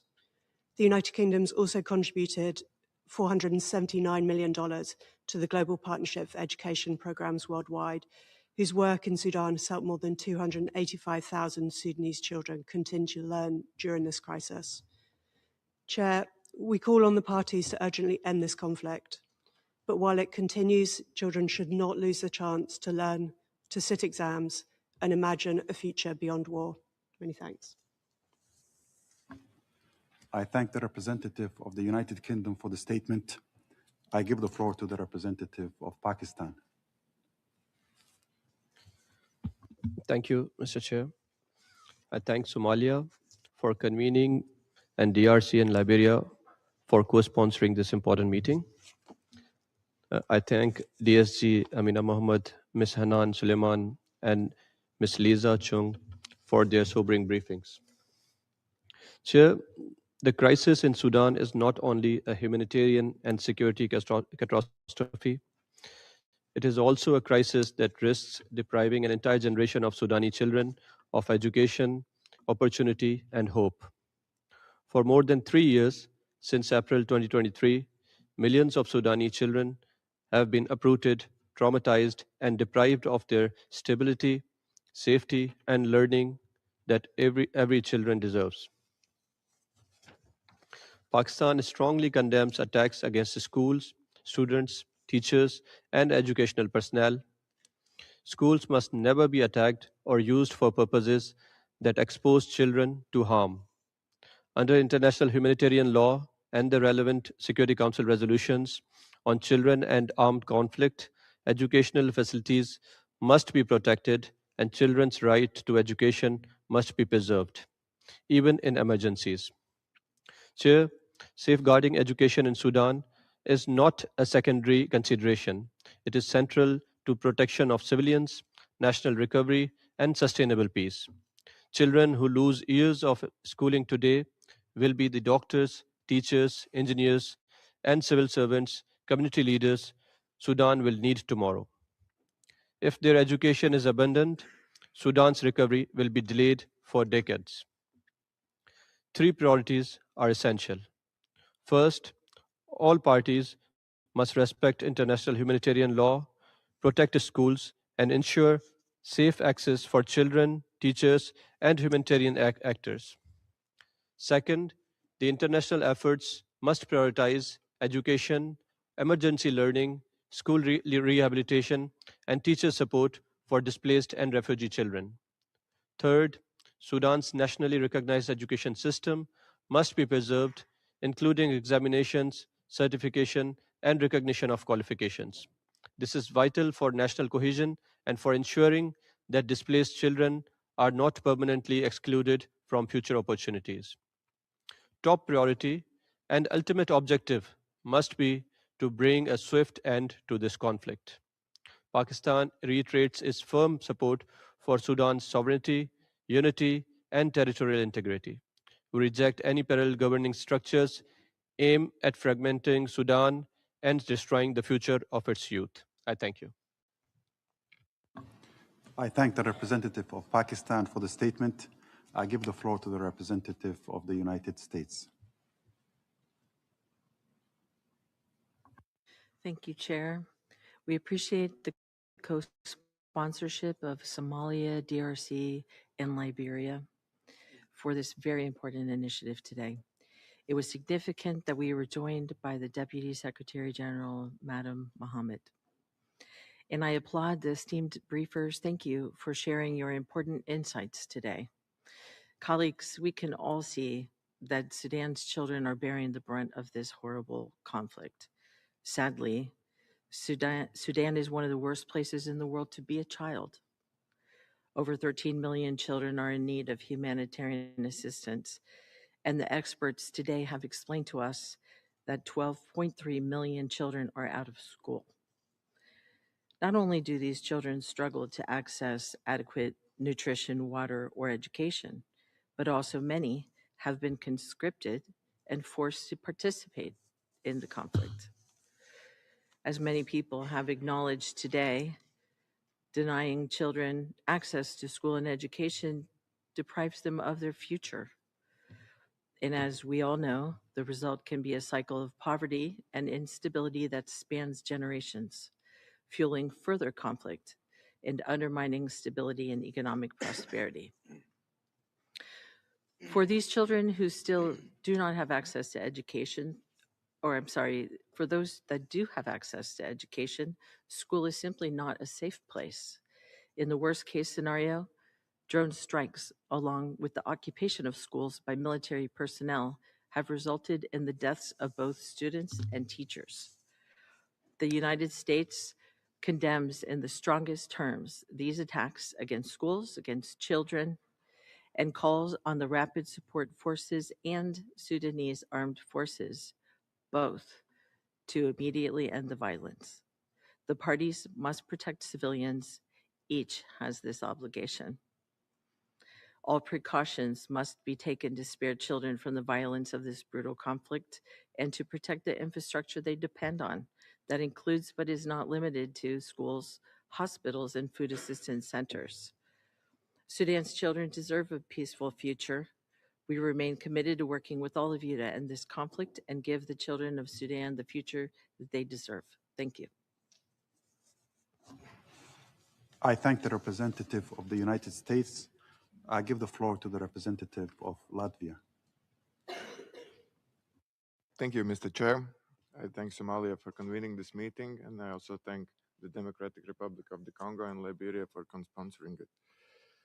I also thank Deputy Secretary General Amina Mohammed, UNICEF Deputy Executive Director Hannah Suleiman, and Ms. Lisa Chung-Bender for their sobering briefings. I will make 3 points. First, the war in Sudan has followed children through every stage of education, from kindergarten to higher education. Instead of children advancing through education, the weapons of this war are advancing through their classrooms. In Kalawi, a drone attack killed children aged 5 to 7 inside the kindergarten. At Al-Hadra Primary School, airstrikes killed 10 pupils and 2 teachers and injured 44. In Shukairi, drone strikes struck a secondary school and a health center, reportedly killing at least 17 people. In Como, a reported airstrike on a nursing school killed at least 40 people, including 24 students. The Sudanese armed forces, the rapid support forces, and all affiliated forces must comply fully with international humanitarian law. The party behind each attack may differ. The law does not. All parties must distinguish between civilian objects and military objectives. Respect proportionality, take all feasible precautions, and end the military use of educational facilities. Allegations must be investigated and those responsible held accountable. Second, the Council must use the tools already at its disposal and strengthen them where necessary. October will mark 5 years since the unanimous adoption of Resolution 2601. It must be fully implemented in Sudan through concrete commitments by the parties and sustained follow-up through the Children and Armed Conflict Framework. We call on all parties to conflict to engage with the UN to adopt an action plan to end and prevent grave violations against children, including attacks on schools, from happening in the first place. The 1591 sanctions regime should be used where the applicable listing criteria are met, including against those responsible for attacks on children and educational facilities. Drones were linked to nearly 80% of reported child casualties during the first 4 months of this year. We call on external supporters to halt the supply of drones and other sophisticated military material that enable attacks against children and education. Where existing measures prove insufficient, the Council should be prepared to consider further steps. Third, children must be able to continue learning throughout the conflict. We cannot assume that education will simply resume when the fighting stops. Children need safe learning opportunities now, supported by teachers, alternative arrangements, and sustained mental health and psychosocial assistance. For children, schools are spaces of safety, stability, and routine, while also reducing exposures to the dangers of gender-based violence, recruitment, and use. Sudan's common national education system must also be preserved. Nationally recognized examinations, certificates, and educational records should remain accessible through safe and neutral arrangements across lines of control and in refugee hosting countries. A child's future must not depend on who controls the territory where the child lives. Every child matters, and every child deserves a future. I thank you. I thank the representative of Latvia for the statement. I give the floor to the representative of France. Thank you very much, Chair. I'd like to thank your country, Somalia, Liberia, and also the DRC for convening this Arria-Formula. I'd also like to thank the briefers, Ms. Amina Mohammed, Hannah Suleiman, and Lisa Chung-Bender. I'll make 3 points. Firstly, France deplores the mass consequences of this conflict in Sudan and the impacts on education. France condemns grave violations against children in Sudan. 17 million children have been deprived of education, which is one of the biggest educational crises in the world. France condemns attacks on schools and access to education, which is undermining the future of an entire generation. France calls on the Sudanese armed forces and the rapid support forces to respect their obligations under international humanitarian law and to protect education infrastructure so that Sudanese children can return to school. In this context, and that's my second point, A general strengthening of the humanitarian response is essential. France welcomes the work done by UNICEF, as well as that by the Global Coalition to Protect Education from Attacks and the work of all humanitarian personnel in Sudan. They are working to protect children and Sudanese young people, often risking their lives. We recall that all warring parties have the duty to protect them under international humanitarian law and Resolution 2730. France advocates for unhindered humanitarian access. The Berlin conference on the 15th of April allowed us to raise 1.5 billion euros for Sudanese people, and 44 million euros were mobilized by France in our national capacity. Thirdly, only a ceasefire between the Sudanese armed forces and the rapid support forces and the launch of a political process led by civilians will create the necessary conditions to put a stop to the humanitarian disaster underway in Sudan once and for all. This Council has called on the Sudanese armed forces and the RSF to reach a ceasefire on many occasions. Unfortunately, parties have ignored these appeals, much as they have ignored the different diplomatic efforts that have been carried out for more than 3 years. Let's bear in mind, no military solution is possible in Sudan. It is urgent that parties bear this in mind and engage in negotiations in good faith for a ceasefire. Ultimately, a political transition is necessary, and this requires an independent, inclusive and transparent dialogue led by civilians at a national level, which will allow for a civilian governance to be rebuilt. France recall that it is a tireless defender of the sovereignty, unity and territorial integrity of Sudan. President, the responsibility of this Council is to foster a return to peace via action. France calls for the extension and strengthening of the arms embargo and the sanctions regime to avoid the proliferation of weapons and to punish the perpetrators of grave violations of international humanitarian law wherever they may be. This is what we'll be working on in the weeks to come. Thank you. I thank the representative of France for the statement. I give the floor to the representative of Bahrain.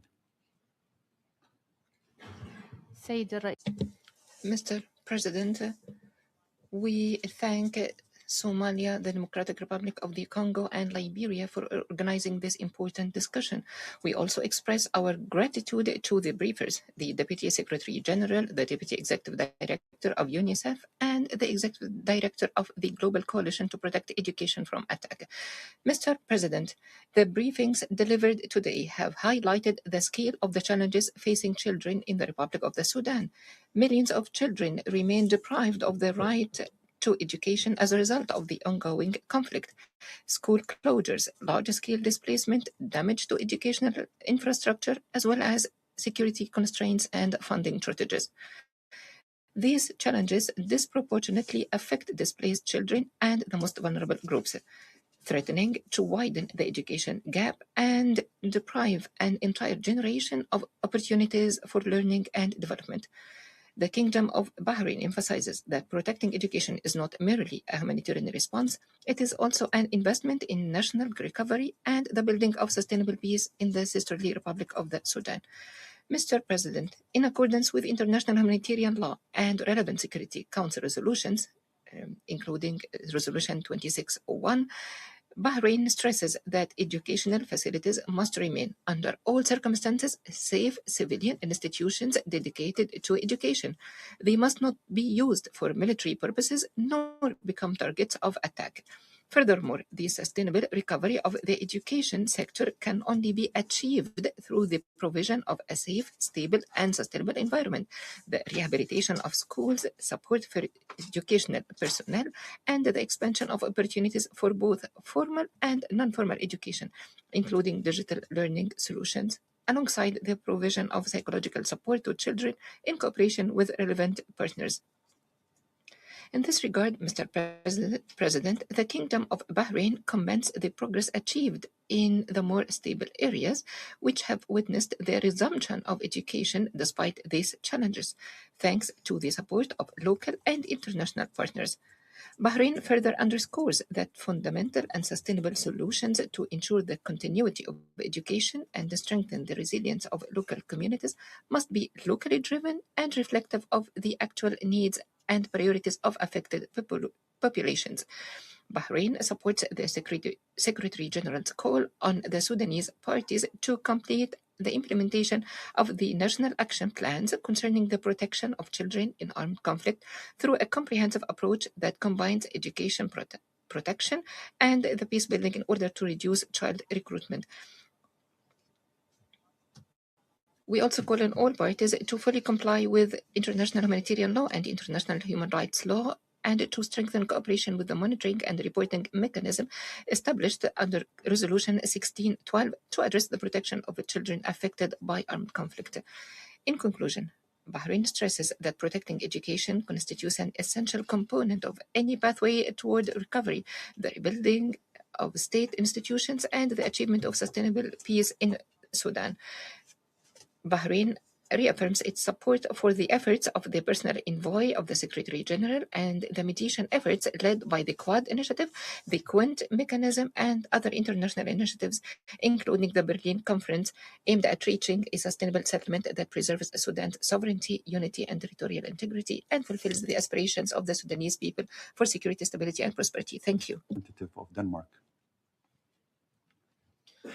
Thank you, Mr. Chair. And let me also thank Somalia for convening and DRC and Liberia for sponsoring today's Arria-Formula meeting, and the briefers for their presentations, as well as the Deputy Secretary General for her remarks and presence at the opening of this meeting. Mr. Chair, the numbers speak for themselves. As the war in Sudan continues to rage, children continue to pay a heavy price. Today, 8 million children in Sudan are out of school. Nearly half of all school buildings are either destroyed, damaged, or repurposed as shelters. The Secretary General's latest report on children in armed conflict recorded a sharp increase in attacks on schools between 2024 and 2025. This is not only devastating for the children of Sudan, but also for Sudan's future, which is in the hands of the next generation.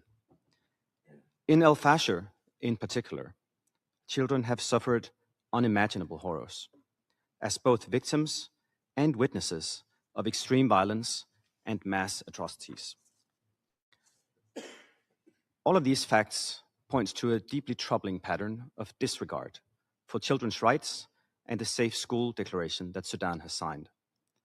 Mr. Chair, this erosion of Sudan's educational system is deeply concerning, but it is not accidental. It is a direct consequence of the warring parties' choices to continue the meaningless war, to fight in populated areas, to occupy and attack schools, to treat civilian infrastructure as expendable. In El Obeid, reports of drone strikes on schools represent clear violations of international humanitarian law. Those responsible should be named and held accountable. Mr. Chair, education can be an instrument for protection, cohesion, and recovery. It should be treated with urgency and seriousness in any ceasefire talks or political negotiations. However, we must also be clear, no education strategy nor development plan, however well designed, can be a substitute for ending the war. In a protracted conflict of this scale, there can be no genuine recovery without parties engaging in dialogue rather than military force. Only a sustainable peace will allow all children in Sudan to return to functioning classrooms. Civilian protection and parties' obligations cannot remain rhetorical. The Council must ensure sustained pressure on the parties to meet their obligations, including protection of civilian infrastructure like schools, and to ensure full and unimpeded humanitarian access. Accountability for violations must also be pursued, including through an expansion of the mandate of the International Criminal Court for the entire Sudan. In closing, Mr. Chair, we must move the children of Sudan out of the conflict zone and back into safe learning opportunities. That starts with a cessation of hostilities and a scaling up of humanitarian assistance. Denmark remains fully prepared to support any and all initiatives to this end. I thank you. I thank the representative of Denmark for the statement. I give the floor to the representative of Colombia. Thank you very much, Chair. Colombia wishes to thank Somalia, the Democratic Republic of the Congo, and Liberia for drawing the Council's attention to this issue. We also thank the briefers for their statements. The situation in Sudan is one of the most serious crises facing children and education as things stand. After more than 3 years of conflict, millions of girls and boys have seen their access to education disrupted because thousands of schools have been destroyed or damaged to the extent that they are now non-functional, or they are located in combat zones. At the same time, mass displacement and violence continue to affect access to basic services. Those that should enjoy the greatest degree of protection are, on the contrary, the victims of the most grave violations. Protecting children in any and all conflict situations is an inalienable principle. Colombia urges all parties to the conflict in Sudan to uphold provisions enshrined in international humanitarian law, as well as in the Convention on the Rights of the Child and its additional protocol on children and armed conflicts, and the provisions contained in the relevant resolutions of this Security Council in this area. Colombia has acceded to the Safe Schools Declaration, and that was born of the commitment to ensure that educational facilities would be protected from any attack and would never become military targets or be used to wage war. This must be a universal commitment that must be upheld by all without excuses. A classroom in and of itself is no different to any building with 4 walls and a roof, but in terms of providing holistic protection to children, schools should stand as spaces for protection, learning, and a meeting of minds, places in which bonds of trust are built and in which the social fabric can be repaired and strengthened, as well as places in which we see the cultivation of values that underpin peaceful coexistence. Education is a vital component of lasting peace and a powerful tool to bring about that peace. When a conflict deprives children of the right to education, the effects of that play out over time. We see a reduction in opportunities for personal, social, and economic development, and exclusion, inequality, and discrimination increase. And all of these phenomena fuel instability. Consequently, the lack of access to education is not simply a consequence of conflict. Rather, it fuels inequalities itself and serves to foster the recurrence of conflict. At the same time, it limits a country's ability to rebuild its own social fabric and institutions, and in the long term, reduces the likelihood of a lasting solution to a conflict being found. Chair, I have no doubt that today we will hear countless appeals for the protection of children and for the safeguarding of schools. Colombia is a staunch advocate of such goals. However, no number of statements can suffice if these good intentions do not go hand in hand with real progress in various mediation and negotiation processes.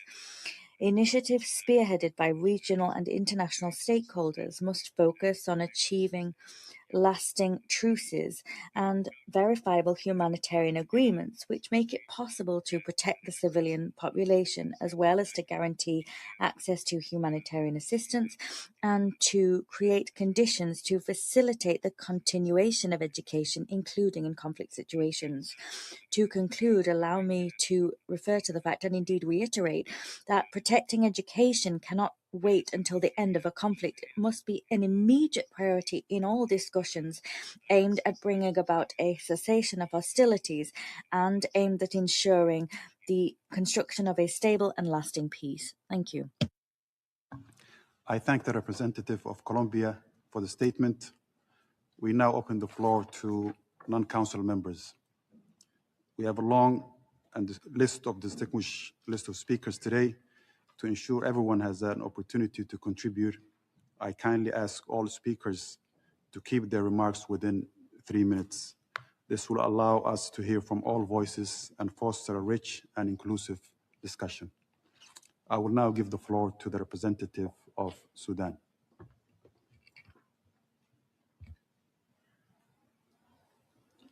In the name of God, most compassionate, most merciful, Chair, we commend the convening of this meeting to discuss education in Sudan through investment in peace and recovery and support for the efforts by the Sudanese government. We extend our thanks to Somalia for convening this meeting. We also thank the delegations of the DRC and Liberia for co-sponsoring this meeting. We also thank Her Excellency Amina Mohammed, Deputy Secretary General, Deputy Executive Director of UNICEF, as well as the Executive Director of the Global Coalition to Protect Education from Attacks for their briefings. Chair, you all know all too well the importance of higher education institutions in the Sudan, namely in ensuring a humanitarian development, in addition to the professional training of students in various fields, including scientific research.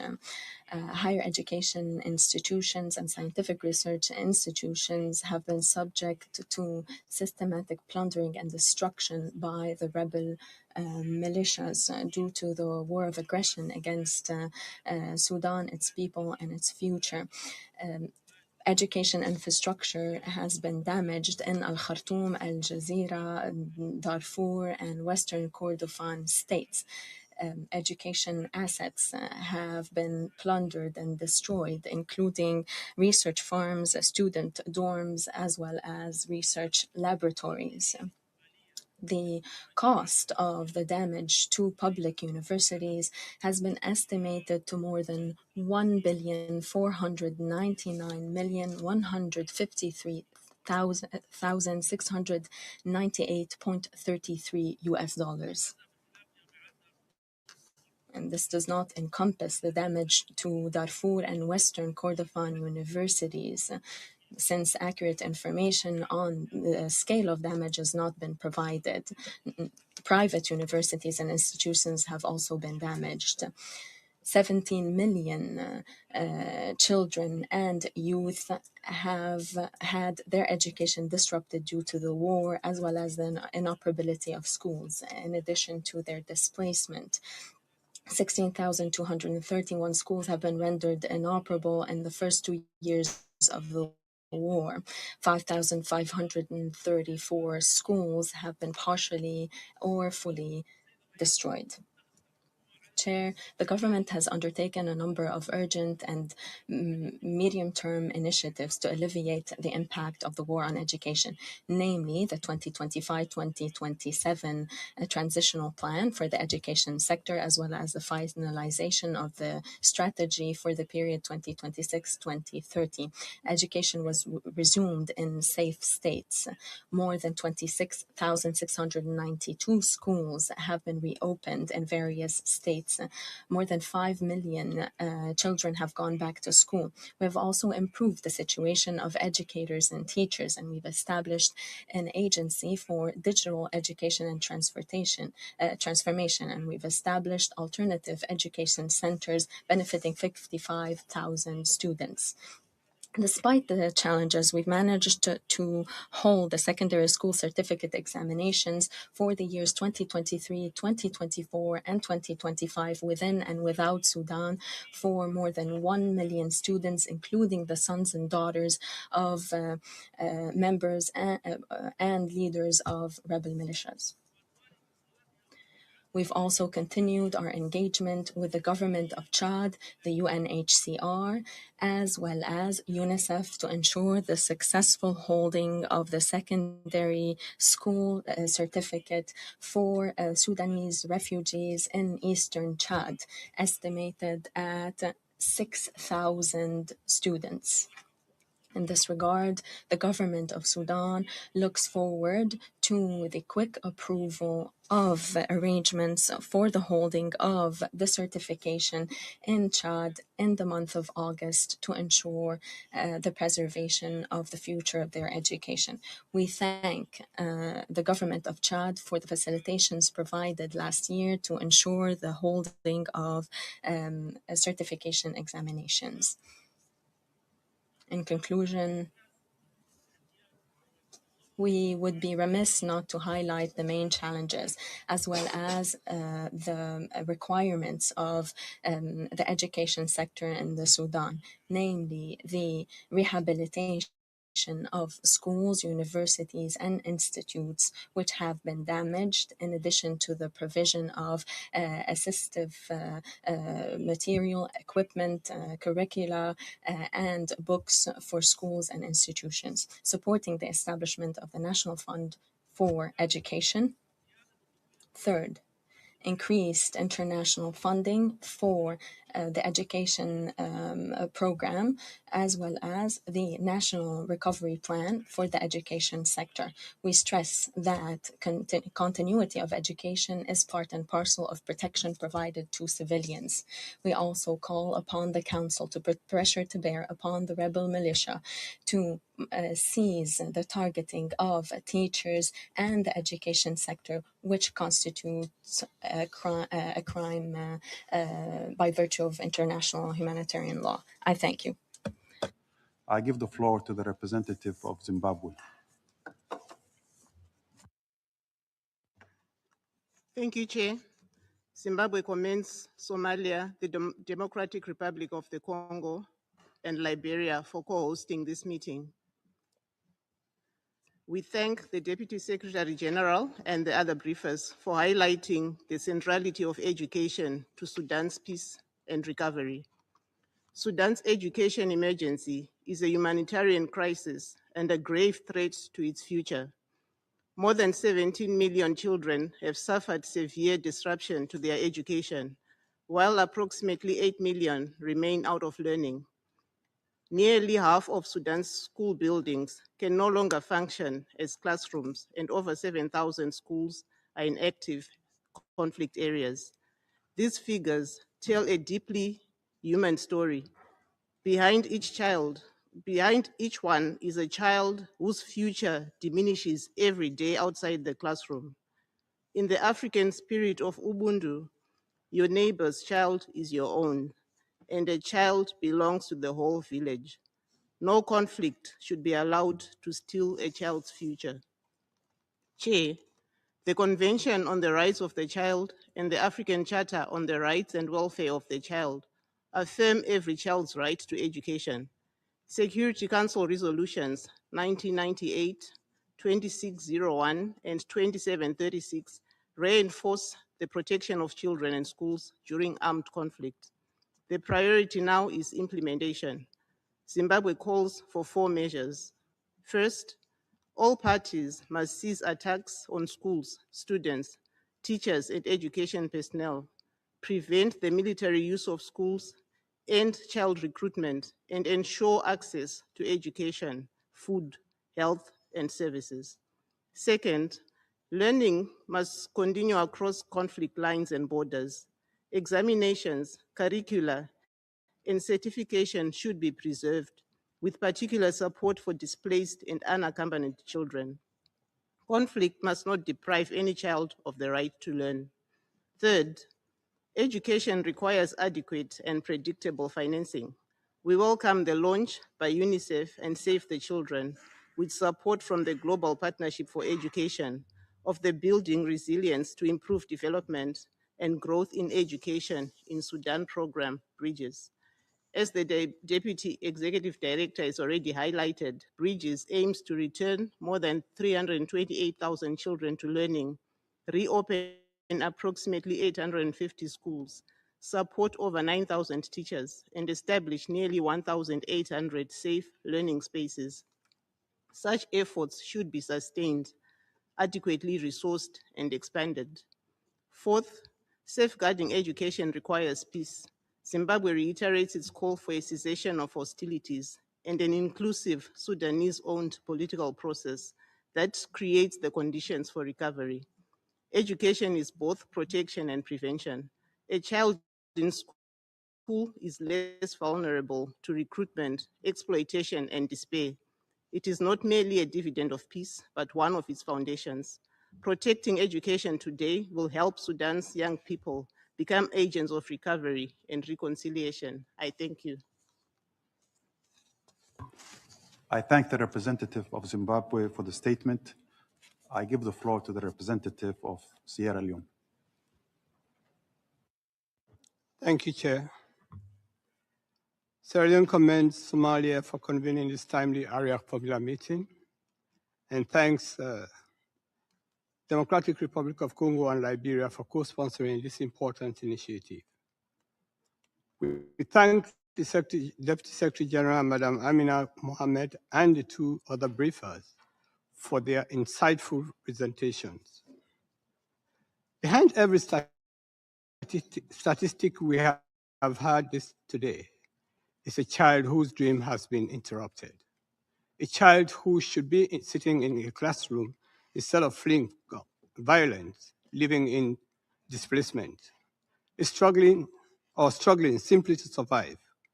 When a school closes because of conflict, education is not the only casualty. Hope is diminished, futures become uncertain, and peace itself becomes more difficult to sustain. The scale of the crisis in Sudan is deeply alarming. Millions of children have been denied the right to education, while attacks on schools and teachers continue to aggravate. These are not merely disruptions to learning, they represent profound setback to the country's human capital, social cohesion, and long-term recovery. Chair, Sierra Leone believes that education is not a luxury to be restored after peace is achieved. It is an essential investment in building peace itself. Classrooms can provide children with safety, dignity, routine, and hope during the darkest moment of conflict. They also reduce children's vulnerability to recruitment by armed groups, child labor, early marriage, and other egregious violations. Safeguarding education in Sudan therefore requires concrete action. Firstly, all parties to the conflict in Sudan must fully respect international law and ensure that schools, students, teachers, and educational facilities are never targets of attack or used for military purposes. Education must remain a protected civilian space. Second, the international community should strengthen support for emergency education programs in Sudan. This includes providing safe temporary learning spaces, training and supporting teachers, expanding psychosocial services, and utilizing digital and community-based learning where conventional schooling is not possible. Education should be recognized as a life-saving component of humanitarian response and funded accordingly. Third, preserving Sudan's nationally recognized education system is critical. Ensuring that examinations, certifications, and learning standards remain credible and accessible, even for displaced children and refugees, will help prevent the emergence of a lost generation and lay the foundation for future generations, future reconstruction. Finally, lasting solutions require stronger partnership among the United Nations, regional organizations, humanitarian actors, development partners, and the Sudanese communities themselves. The voices of teachers, parents, youth, local civil society must be the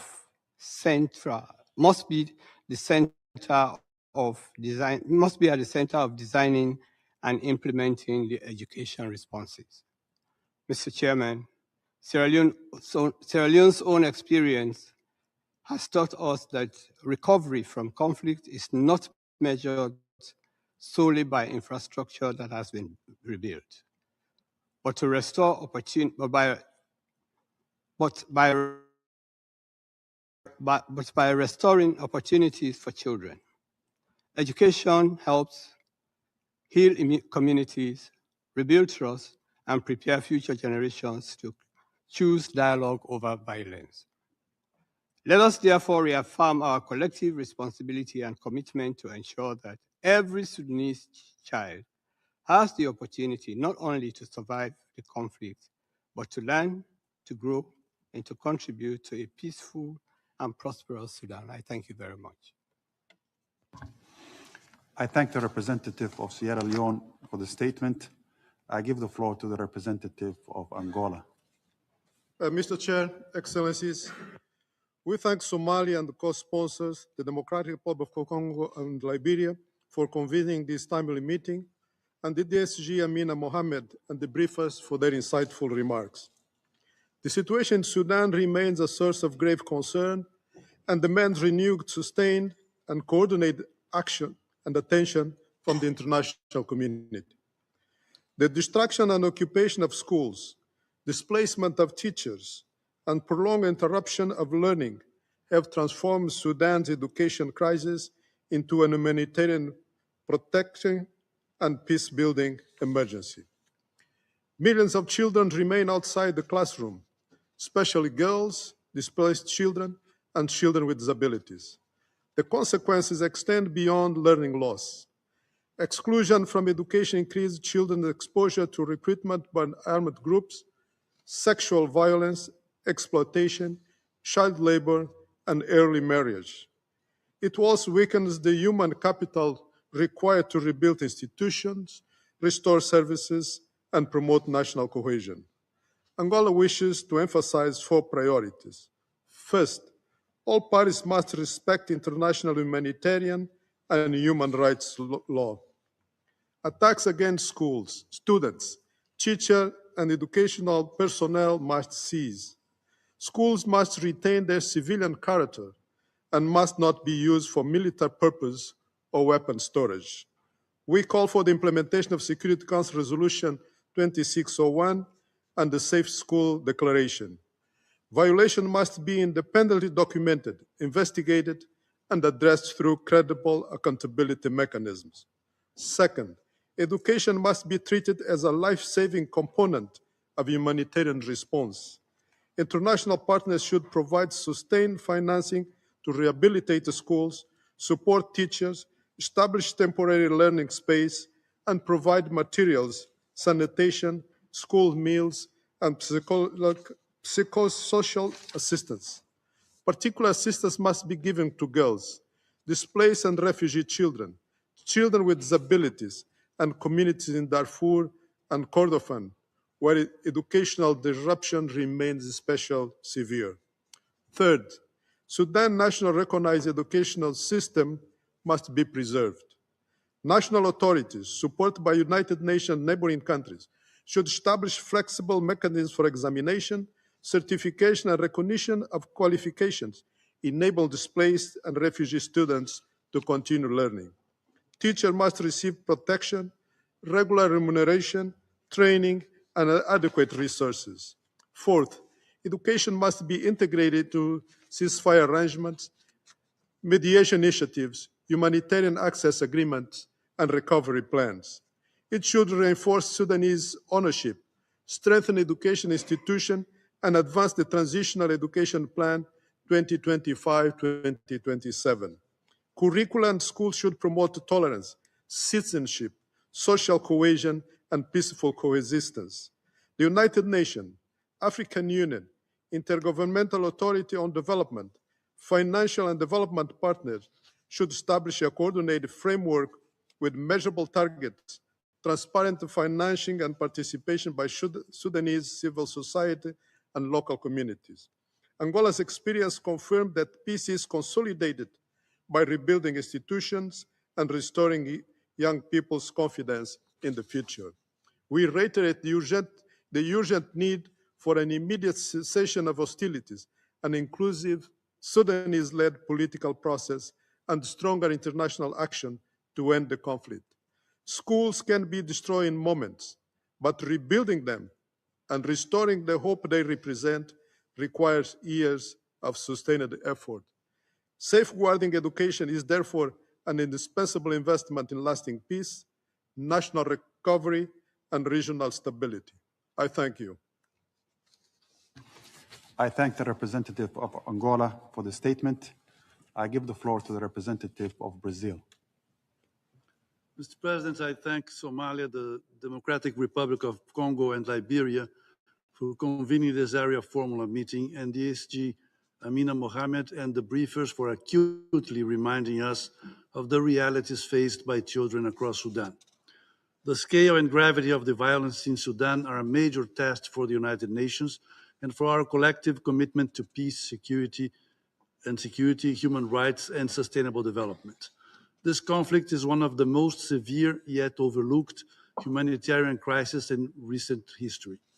For decades now, the Sudanese people have endured the deprivation of their most basic rights. It is regrettable that a multidimensional crisis of this magnitude rarely catches sustained international attention. Brazil reiterates its call for an immediate and unconditional cessation of hostilities.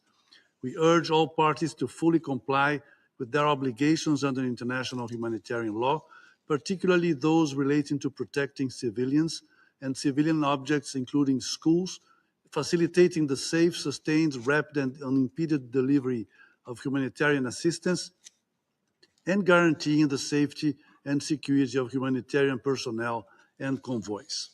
The violence before us cannot be normalized or ignored. It is legally indefensible and morally unacceptable. We also reaffirm our support for the sovereignty, unity, and territorial integrity of Sudan. Millions of civilians continue to endure unimaginable suffering.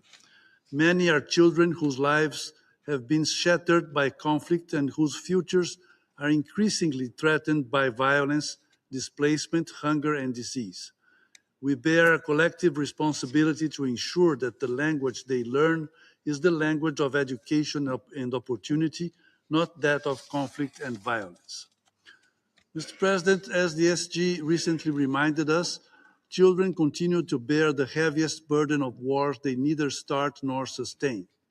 In Sudan, schools have been damaged, destroyed, occupied, or rendered inaccessible. Girls and boys are being denied their fundamental rights to education. At the same time, food insecurity and impediments to humanitarian access further undermine their well-being and prospects. Brazil welcomes the efforts of the United Nations to strengthen child protection through engagement with parties to conflict. It is essential to strengthen monitoring and reporting on attacks against schools and other grave violations against children with a view to enhancing prevention, accountability, and effective response. The disruption of education increases children's vulnerability to displacement, exploitation, trafficking, and recruitment by armed actors. Protecting schools is therefore not only a legal obligation under international humanitarian law, but also a fundamental necessity for children's protection and for achieving lasting peace. Alarmed by widespread violations of international humanitarian law around the world, Brazil joined China, France, Jordan, Kazakhstan, and South Africa in launching the global initiative to galvanize political commitment to international humanitarian law. The situation in Sudan reminds us why this effort is so urgent. We invite all to renew our collective commitment to ensure greater respect for international humanitarian law. Thank you. I thank the representative of Brazil for the statement. I give the floor to the representative of Saudi Arabia.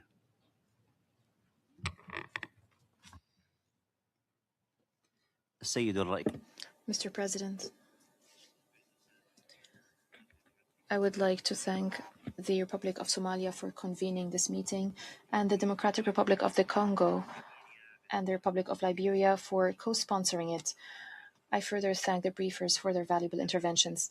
The Kingdom of Saudi Arabia is following closely the serious developments in the Republic of the Sudan and the extensive humanitarian repercussions of the conflict, which have impacted all aspects of life, most notably children and their right to education and protection. Protecting children and ensuring their access to education during times of conflict is a fundamental humanitarian responsibility. Given the pivotal role of education in protecting future generations, enhancing the resilience of communities, preserving community cohesion, and creating the conditions necessary for recovery and stability. In this context, the Kingdom stresses the need of protecting schools, educational facilities, students, and teachers from the effects of conflict. It is essential to ensure compliance with international humanitarian law and international human rights law, and creating the conditions that allow children to continue their education and protect them from violence, exploitation, recruitment, and other violations. Mr. President, protecting education in the Sudan cannot be viewed in isolation. It is closely linked to the protection of civilians and civilian infrastructure, alleviating the humanitarian suffering, ending the conflict, and creating the necessary conditions to restore security and stability. In this regard, the Kingdom reiterates its firm position and calls for preserving Sudan's unity and its legitimate institutions. We call for respecting Sudan's sovereignty, independence, and territorial integrity. We stress the need to protect civilians and civilian facilities from the scourge of war, and we call for the immediate cessation of the violations to which they are subjected. The Kingdom also stresses the importance of respecting the Jeddah Declaration of Commitment to protect the civilians of Sudan, signed on the 11th of May 2023, including commitments related to the protection of civilians and civilian objects and respect for international humanitarian law. Since the outbreak of the crisis, the Kingdom has continued its political and humanitarian efforts, guided by its brotherly and historical ties with Sudan and its people. We have been working with partners to bring the parties together and to create the conditions for a ceasefire, while continuing to provide humanitarian and relief support to alleviate the suffering of the Sudanese people. In this context, the Kingdom announced a $145 million contribution to the 2026 Humanitarian Response Plan for Sudan,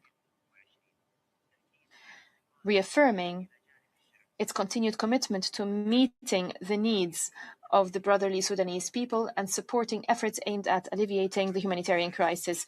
We call upon the international community to continue its efforts to protect children, to ensure their access to education and basic services, and support the resilience and recovery of affected communities, and work in a coordinated and effective manner to meet the needs of the Sudanese people and preserve their future. Mr. President, the ongoing conflict and attacks against civilians and civilian infrastructure threaten the future of an entire generation of Sudan's children and undermine opportunities for recovery and stability. Protecting education and investing in education is therefore essential to protect Sudan's future and to build the foundations for peace and stability. The Kingdom of Saudi Arabia will continue to support all sincere efforts that contribute to ending the crisis, alleviate the suffering of the Sudanese people, and create the conditions necessary for achieving peace, recovery, and sustainable development. I thank you. I thank the representative of Saudi Arabia for his statement. I give the floor to the representative of Egypt.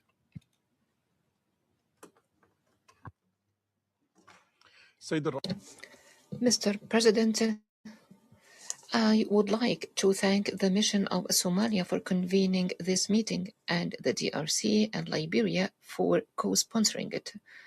I also thank the briefers. Allow me first to share a few words from the heart that reflect how we, the Egyptian people, feel about the tragedy being experienced by our brothers and sisters in Sudan. The Egyptian and Sudanese peoples are bound together by ties of brotherhood, kinship, history, geography, and a shared destiny that transcend ordinary neighborly relations between states. Sudan and its people have always held a special place in the heart of Egyptians. The bonds of affection, communication, and human connection between our peoples have extended across generations. Therefore, what our Sudanese brothers and sisters are going through today is not for us a distant matter or a tragedy affecting merely a neighboring nation. It is a wound whose pain we feel and a hardship affecting a people we regard as our own, united with us by deep-rooted bonds of fraternity that know no borders. Allow me to quote words from the novel Season of Migration to the North by the great Sudanese writer Tayyib Saleh. There are many horizons yet to be explored, many fruits yet to be picked, many books yet to be read, and blank pages in the book of life in which I shall write clear sentences with a bold hand. End of quote. These are the pages that we must protect for the children of Sudan. Our responsibility is not only to protect their schools from war, but also to protect the right to return to schools, to open their books instead of confronting fear, to hold pens instead of bearing the burdens of a war they did not choose, and to ensure that horizons remain before them that they can reach and dreams that they can fulfill. Ultimately, our responsibility is to ensure that war does not write the pages of Sudanese children's future on their behalf, but rather to safeguard the right to write their own pages with their own hands.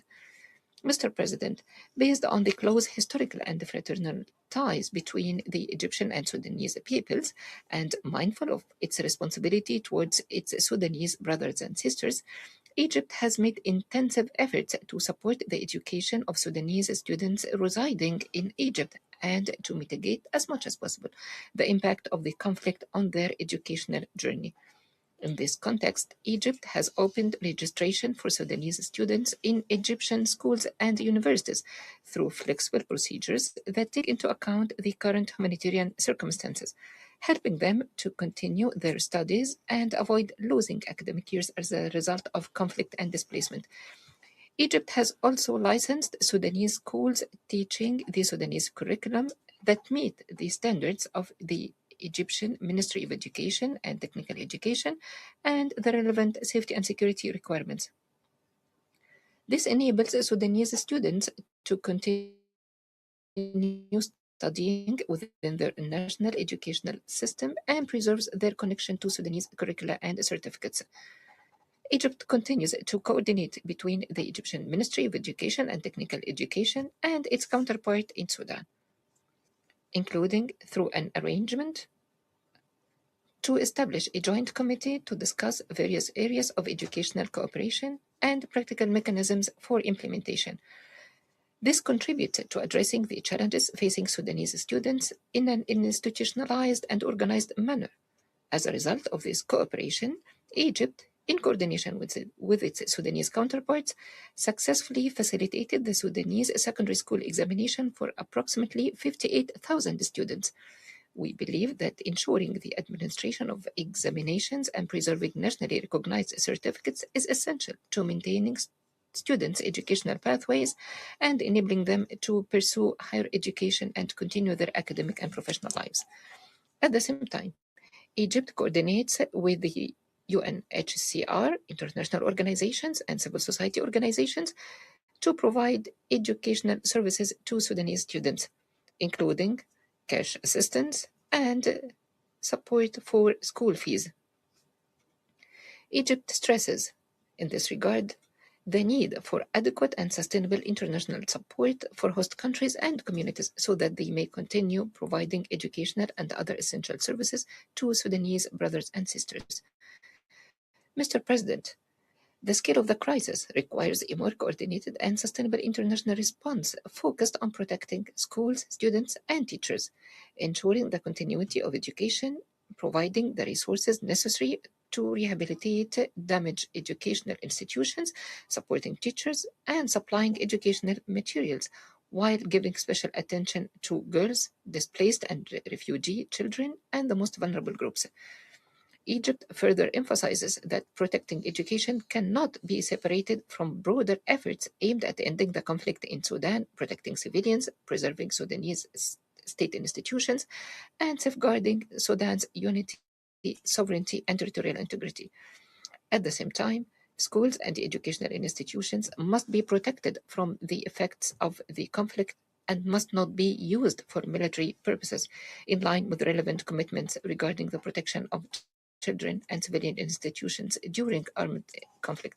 In conclusion, Egypt will continue to stand by the brotherly Sudanese people and support their children's right to education. We affirm that preventing the loss of an entire generation of Sudanese children and youth is a shared responsibility, and that protecting the education of Sudan's children today is a direct investment in rebuilding Sudan and securing its peace, stability, unity, and future. Thank you, Mr. President. Statement. I give the floor to the representative of Libya. Shukran, Said. Thank you, President. At the outset, we wish to extend our thanks to the Republic of Somalia for convening this meeting. We thank the Democratic Republic of Congo and Liberia for co-sponsoring it, and we wish to extend our appreciation to the briefers. The state of Libya has constantly followed the devastating consequences of the conflict in brotherly Sudan in view of our historic brotherly ties and close proximity. This country has constantly been a hub for knowledge and education. Its teachers has continued to enrich the education field, and not only in Sudan, but also in Libya and the entire region. It is unfortunate that we see today that this conflict has morphed into the worst displacement crisis in the world. 17 million children have had their education disrupted. 8 million children are now out of school completely. Half of the country's schools has been rendered inoperable with current ongoing military attacks, as well as the use of UAVs against education installations and the use of schools as military barracks. The protection of education and its continuity in times of conflict cannot be confined to emergency humanitarian responses. It is rather the first plan of defense to safeguard the future of Sudan and ensuring the stability of the region as a whole. We wish to stress the following points.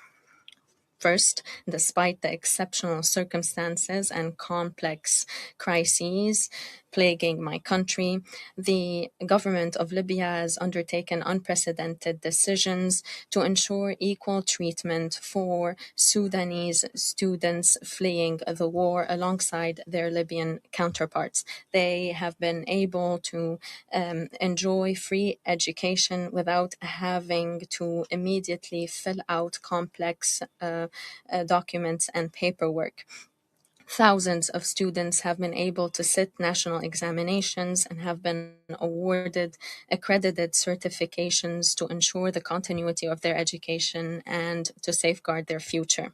Second, we wish to stress that the international community and donors must provide adequate and sustainable funding to support infrastructure and basic services such as education, health, and water in Sudan, as well as neighboring countries shouldering daunting financial and logistic burdens which exceed their capacities. Third, we call for an immediate cessation of attacks against civilian objects and schools.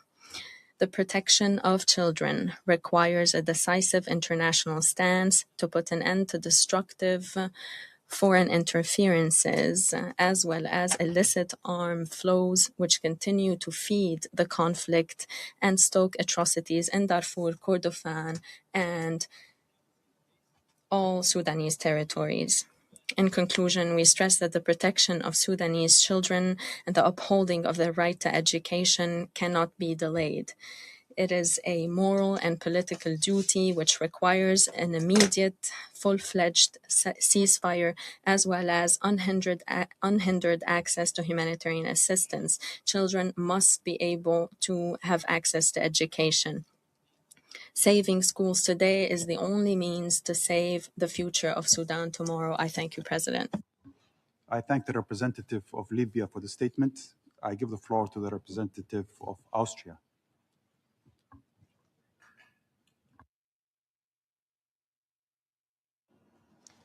Mr. President, let me express my gratitude to Somalia, the Democratic Republic of the Congo, and Liberia for convening this meeting. I thank the briefers for their insightful yet sobering briefings. Austria closely follows the devastating impact of violence in Sudan, including on the education sector. Sudan's children neither chose this conflict nor take sides in it. They were born into it. Yet, they are the ones most vulnerable. To ease the suffering of over 33 million people in Sudan in urgent need of humanitarian assistance, Austria has provided 16 million euros in aid since 2023. Moreover, we strongly advocate for rapid, safe, unimpeded, principled, and sustained humanitarian access to all parts of Sudan. Allow me to highlight 3 points. First, we must recognize that investing in education is a crucial investment in peace. Due to restricted access to education, recruitment by armed groups has become a means of survival rather than a choice for many Sudanese children. Lasting recovery will depend on restoring access to education, thereby reducing children's vulnerability to recruitment and equipping the next generation with the knowledge and skills needed to rebuild their communities and the country's institutions. Second, access to education in Sudan must be depoliticized. International humanitarian law clearly prohibits attacks against civilians and civilian objects, including schools. Respect for these rules is not a political choice, but a legal obligation. In this context, we recall the Safe Schools Declaration, endorsed by 123 states, including Sudan and Austria, and its guidelines on preventing the military use of schools. The international community must consistently and impartially call for and promote compliance with international humanitarian law by all parties to the conflict. Third, strengthening the protection of schools must be a priority. Last November, Austria hosted a technical workshop to strengthen the monitoring and reporting mechanism, MRM, on grave violations against children in situations of armed conflict. It underscored the MRM's potential as a preventive tool.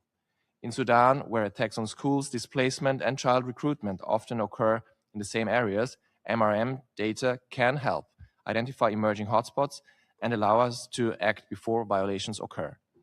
Ultimately, children will only be able to fully pursue their education if a lasting political solution to the conflict is achieved.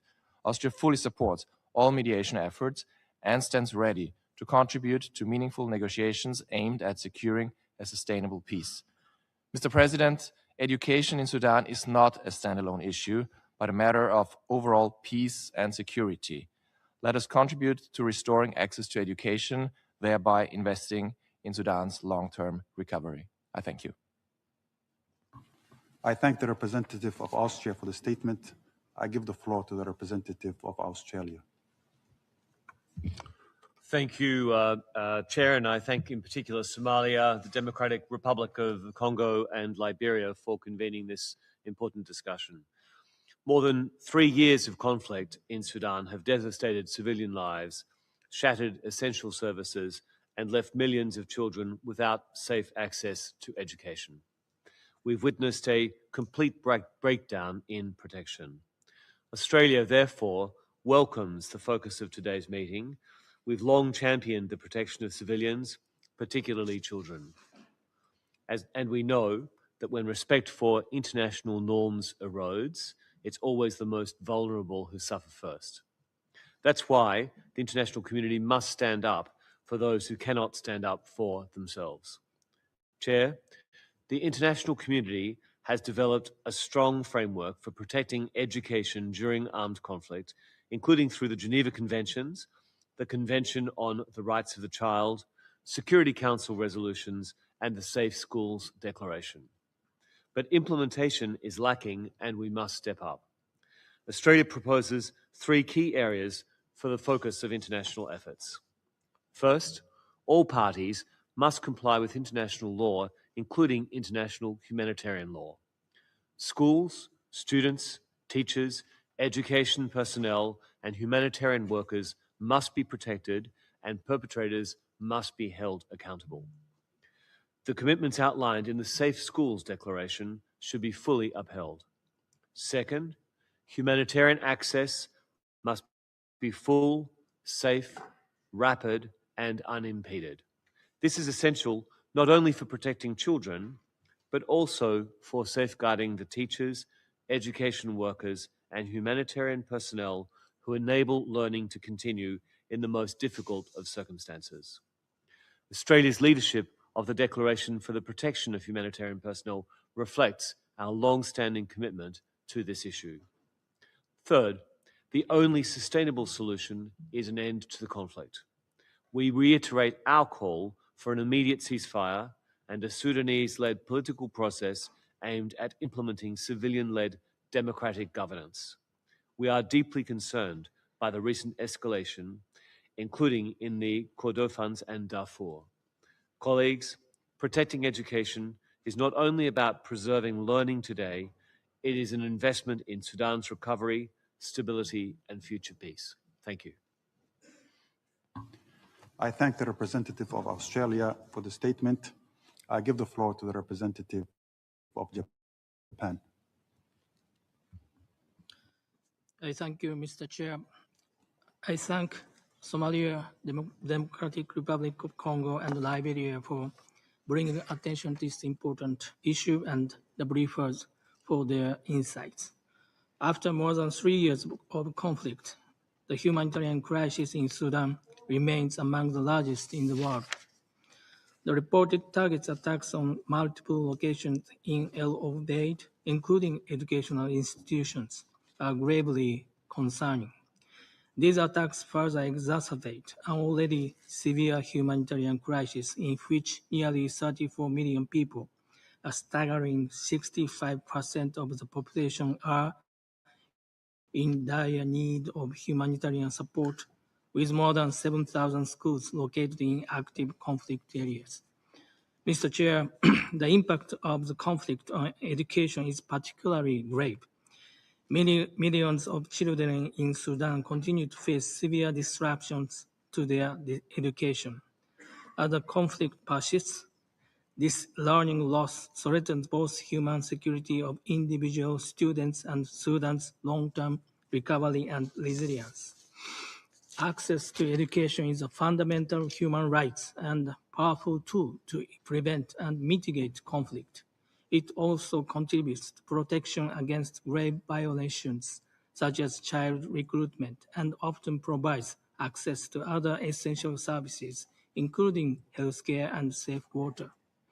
We therefore call upon all member states to uphold and implement Security Council Resolution 2601, maintaining international attention on the protection of education in Sudan, and take concrete measures to address the country's escalating education crisis. Turning this commitment into action, Japan is supporting a $5 million project to restore learning opportunities for more than 83,600 conflict-affected children across 5 states in Sudan. Through Education Cannot Wait, Japan is also supporting Sudanese refugee children and their host communities in neighboring countries. Lastly, to prevent further deterioration of Sudan's humanitarian situation and education crisis, we call for an immediate and unconditional ceasefire and urge all parties to uphold their obligations under international law, including by facilitating rapid and unimpeded humanitarian access and protecting civilians and civilian infrastructure, including schools, from attack. Japan will continue striving to protect children and education facilities affected by armed conflict through a holistic human security approach. I thank you. I thank the representative of Japan for the statement. I give the floor to the representative of the African Union. Thank you so much, Excellency Chairperson.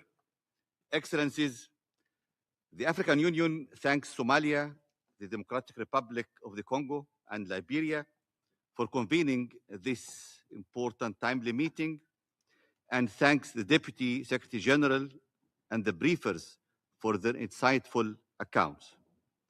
Sudan is a founding member of our Union. Its children are Africa's children, and what happens to their education is a continental concern. The AU reaffirms its unwavering respect for the sovereignty, unity, and territorial integrity of Sudan, and its settled position that this conflict admits of no military solution, no partition of the country, and no external interference. The Peace and Security Council of the African Union, most recently at ministerial level meeting last February, condemned the atrocities committed in El Fasher, demanded unconditional cessation of hostilities, and welcomed the Sudanese National Initiative for Peace presented before this council last December. The figures before us today describe the dismantling of a generation's future. More than 17 million children have had their schooling disrupted. Roughly 8 million receive no education at all. Nearly half of Sudan's school buildings can no longer serve as classrooms. And over 7,000 sit in active conflict zones. The Secretary General's latest report on children and armed conflict records an increase of more than 57% in attacks on schools and protected personnel between 2024 and 2025. In North Darfur, by the education cluster count, 97% of schools no longer function. A closed school is rarely just a closed school. It is where recruitment begins, where girls' childhood ends in early marriage, where the skilled workforce Sudan will need for reconstruction quietly disappears.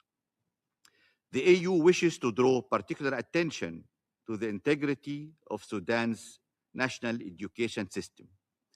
In April, some 564,000 candidates sat the Sudanese secondary certificate across more than 3,000 centers inside the country and in Chad, Libya, and South Sudan, the third examination cycle organized since the war began. That so many sat at all testifies to the determination of Sudanese families and teachers. Hundreds of thousands of others could not reach a center. The AU therefore echoes UNICEF's call for a single, nationally recognized examination accessible to every Sudanese child, wherever the war has scattered them, and for the parties to agree on practical modalities to that end. Fragmented certification would harden the country's division and outlast the fighting itself. The AU's rejection of parallel administrations extends to parallel school systems. The normative framework is not in doubt. Sudan endorsed the Safe School Declaration in 2015, and its armed forces circulated a command order in 2017 barring the military use of schools. The African Charter on Rights and Welfare of the Child, as interpreted by the African Committee of Experts in its 2020 General Comment, prohibits attacks on schools and their use for military purposes.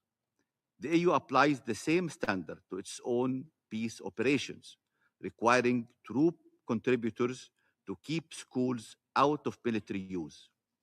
What remains is compliance and accountability where compliance fails. The AU accordingly calls on the parties to end the military use of schools and protect them from attack to guarantee safe passage for students, teachers, and examination materials, and to permit unimpeded humanitarian access. We call on all concerned parties and partners to fund the education response, including teacher salaries and the reopening of schools under the Bridge program, with the same urgency accorded to food and medicine. Education is life-saving, and it is the most valuable and cost-effective investment in Sudan's peace and future. This Council is urgently called upon for swift, proper action. Thank you very much. I thank the representative of the African Union for the statement. I give the floor to the representative of India. Mr. Chair, I thank the permanent missions of Somalia, Democratic Republic of Congo, and Liberia for their leadership in convening today's meeting. We also thank the Deputy Secretary General and the other briefers for their valuable insights. The conflict that has ravaged Sudan over the past 3 years has devastated lives of millions of people, with children bearing its biggest brunt. We join the voices in this room in condemning attacks on civilians, particularly children, and on educational infrastructure. The scale of the crisis is alarming. More than 17 million children are out of school. UN Secretary General has highlighted that attacks on schools have increased by 57%. Protecting children and the right to education must therefore remain a key priority. All through the conflict, India has stood with the people of Sudan. Earlier this year, we organized a prosthetic limb camp for 600 beneficiaries in Sudan, which included a number of children. It was very satisfying to see these children run and jump. We hope the walk back to their schools would also happen soon. Mr. Chair, education is both a fundamental right and an investment in Sudan's future. Lasting peace and stability are indispensable for ensuring safe access to education and rebuilding the institutions of learning and education. At the same time, restoring education requires a holistic approach. Children cannot learn in the face of hunger, displacement, and poor health. Ensuring the rehabilitation and reintegration of conflict affected children are equally important. We acknowledge the important work of UNICEF and other humanitarian partners in this context. Technology can help bridge educational gaps where physical infrastructure has been damaged. Our experience with Diksha, digital infrastructure for knowledge sharing, demonstrates how digital public infrastructure can expand access to quality learning resources, especially in remote areas. Such solutions, complemented by sustained investment in education, can help strengthen resilience of Sudanese institutions and support its long term recovery. Finally, protection without accountability is ineffective. Parties that target schools with impunity must be held accountable. Mr. Chair, in closing, India reaffirms its ongoing commitment to protecting children and their right to education, particularly in situations of armed conflict. It is our collective responsibility to ensure that the ongoing conflict does not deprive Sudan's children of the opportunity to learn and realize their full potential. I thank you, Mr. Chair. I thank the representative of India for the statement. I give the floor to the representative of Mexico.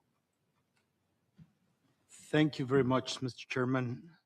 Mexico acknowledges and appreciates the timely convening of this Arria-Formula meeting by the 3 African elected members, DRC, Liberia, and Somalia, on the devastating impact of the conflict in Sudan on education.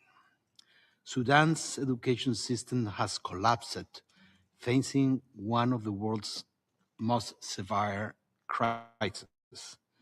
Today, as has been said by previous speakers, more than 8 million children and youth representing over half of the school-age population, remain out of school. Out-of-school rates are the highest in regions such as Darfur, where the crisis is more severe.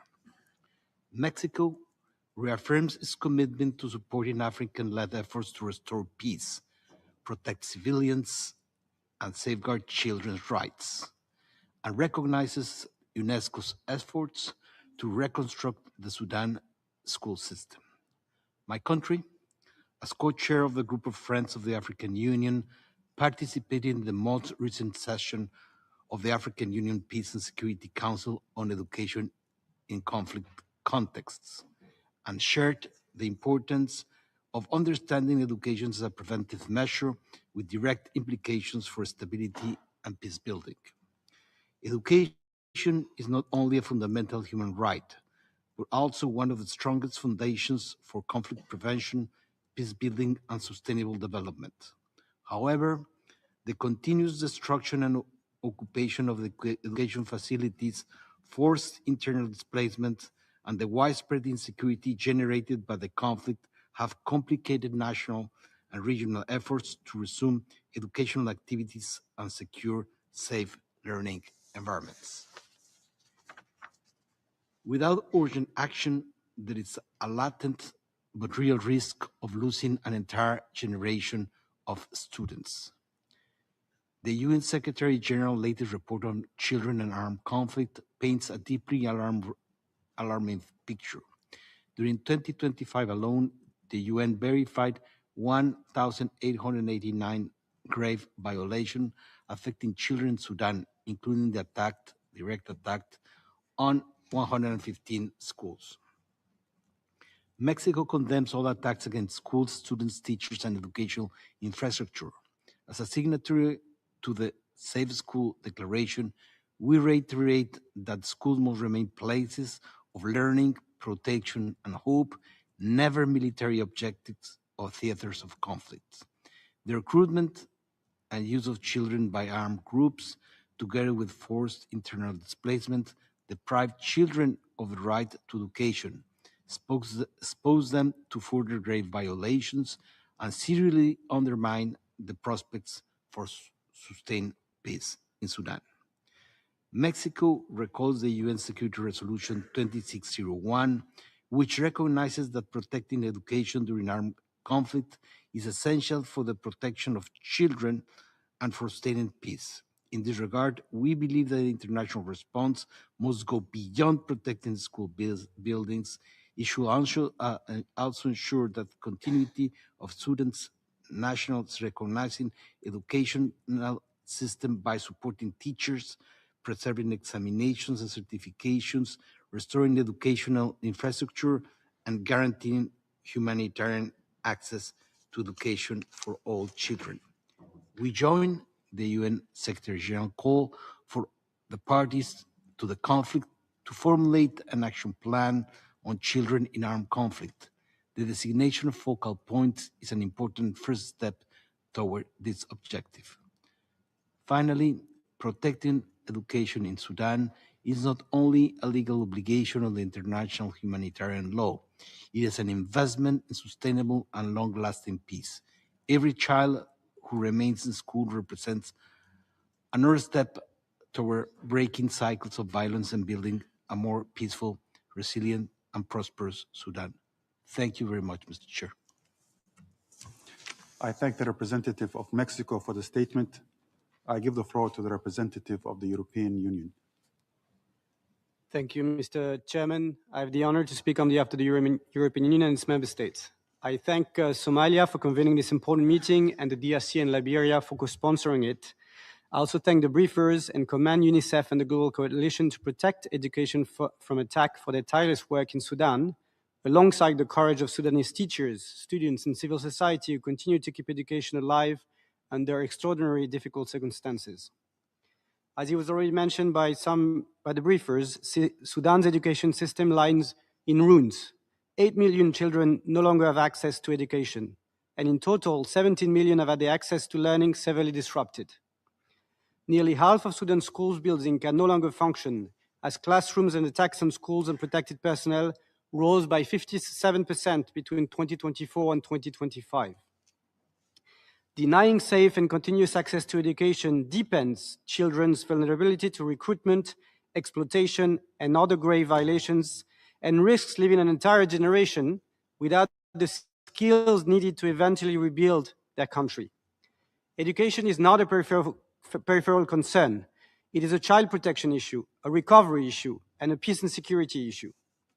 Schools, students, and teachers must not be attacked and should be respected and protected in all circumstances, in accordance with international humanitarian law, the Geneva Conventions and their additional protocols, the Convention on the Rights of the Child, and Security Council Resolution 1998. We call on all parties to uphold the commitments of the Safe Schools Declaration endorsed by the vast majority of EU member states. The EU is also gravely concerned by the military use of schools, which puts civilians, including students and teachers, at risk. We strongly call on the Sudanese armed forces and the rapid support forces to immediately seize all attacks on education facilities and personnel, halt their military use, and grant safe, sustained, and unhindered access for education and protection actors. Violations against children and against education must be documented, investigated, and lead to accountability, including through cooperation with relevant UN mechanisms. Education in emergencies is a priority for Europe's humanitarian action. As one of Sudan's largest humanitarian and development donors, the EU and its member states support continuity of learning through UN agencies, NGOs, and local actors, including emergency response rooms. In 2026, the EU allocated 276.3 million euros in its humanitarian response in Sudan and neighboring countries. On education, the EU allocated 93.85 million euros targeted at safe, inclusive primary education amid the ongoing conflict. We attach particular importance to preserving the integrity of Sudan's nationally recognized education system, including examinations and certification under the Transitional Education Plan 2025-2027, so that displaced and refugee children are not further disadvantaged. Colleagues, as a follow-up to the Ministerial Conference on Sudan in Berlin last April, which sent a clear signal about the international community's commitment to put an end to the atrocities in Sudan, the EU reiterates 4 core asks. First, a genuine and lasting ceasefire. Second, rapid, safe, and unimpeded humanitarian access and the protection of civilians. Third, a return to inclusive civilian governments. And fourth, justice and accountability and respect for the rule of law. The EU rejects any partition of Sudan and continues to apply targeted restrictive measures against those obstructing peace. Coordination with all partners and stakeholders is paramount, and we stand ready to contribute to any effort gearing towards peace. Since November 2025, the EU has worked within the framework of the Quintet to facilitate an inclusive, Sudanese-owned and civilian-led political transition, and since July 2026, the EU has joined the Coalition for Atrocity Prevention and Justice for Sudan.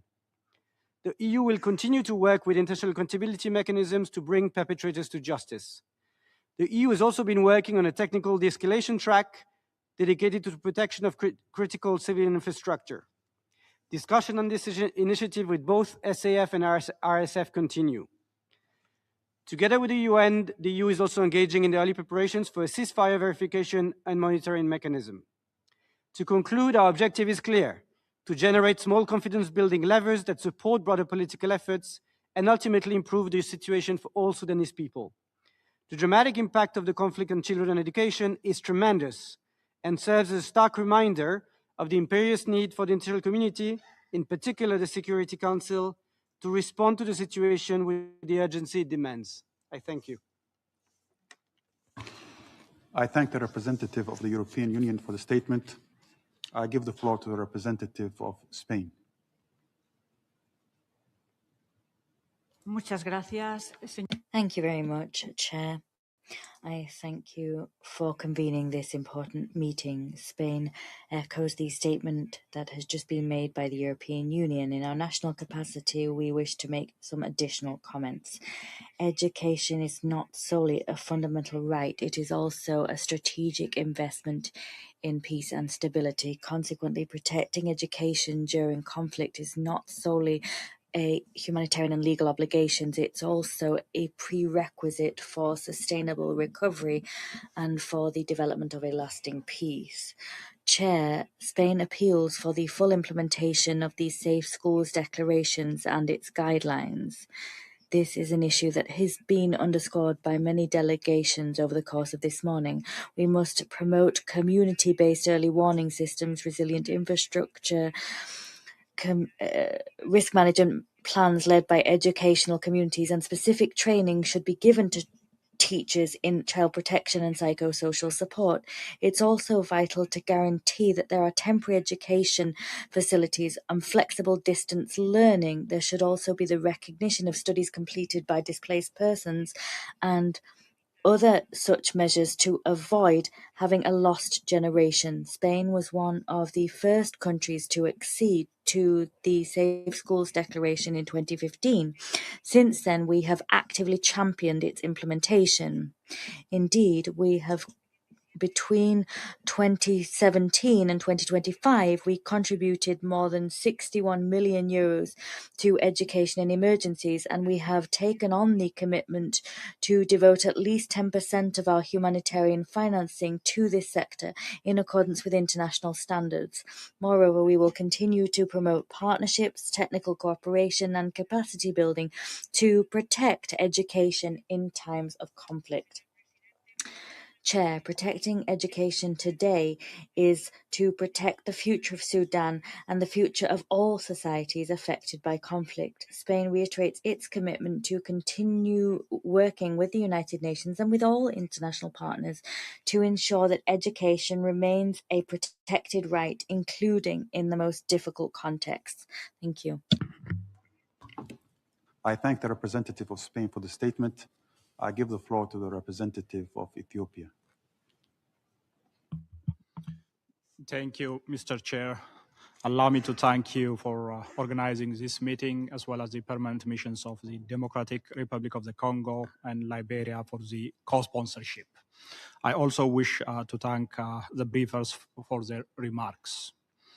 Mr. Chair, conflicts expose children and young people to grave risks. In many cases, students lose access to education, while teachers are unable to fulfill their professional responsibilities. Families are compelled to flee their homes. This further disrupts the learning process. It undermines the well-being and future prospects of children. Developments that deprive children of their fundamental right to education adversely affect the long-term social and economic development of a society. Chair, since the outbreak of the unfortunate conflict, Sudan has faced serious humanitarian and security challenges. The impact on education infrastructure and facilities has been immense. Ethiopia recognizes the efforts undertaken by the government of Sudan to rehabilitate educational institutions and restore essential public services in areas where conditions allow. These efforts constitute an important step towards restoring a conducive environment for the return of students and teachers to schools. In this regard, enhanced support from the international community is essential. Rehabilitating schools and ensuring safe access to education should continue to be a priority. Students should be able to return to their classrooms. Teachers should be able to perform their duties without fear. Educational institutions should be restored and strengthened. The people of Sudan have demonstrated remarkable resilience in the face of immense challenges. They deserve every support in their effort to restore peace and rebuild their country. Ethiopia, therefore, reaffirms its commitment to supporting all efforts aimed at achieving peace and stability and restoration of institutions, including educational facilities in Sudan. I thank you. I thank the representative of Ethiopia for the statement. I give the floor to the representative of Canada.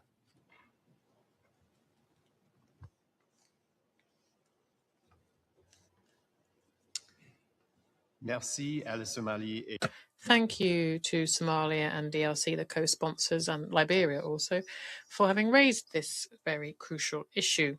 We would like to thank the UN and also the speakers for the efforts that they are making to safeguard education in Sudan. We are deeply concerned by the breadth of suffering in Sudan. Since the start of the conflict in April 2023,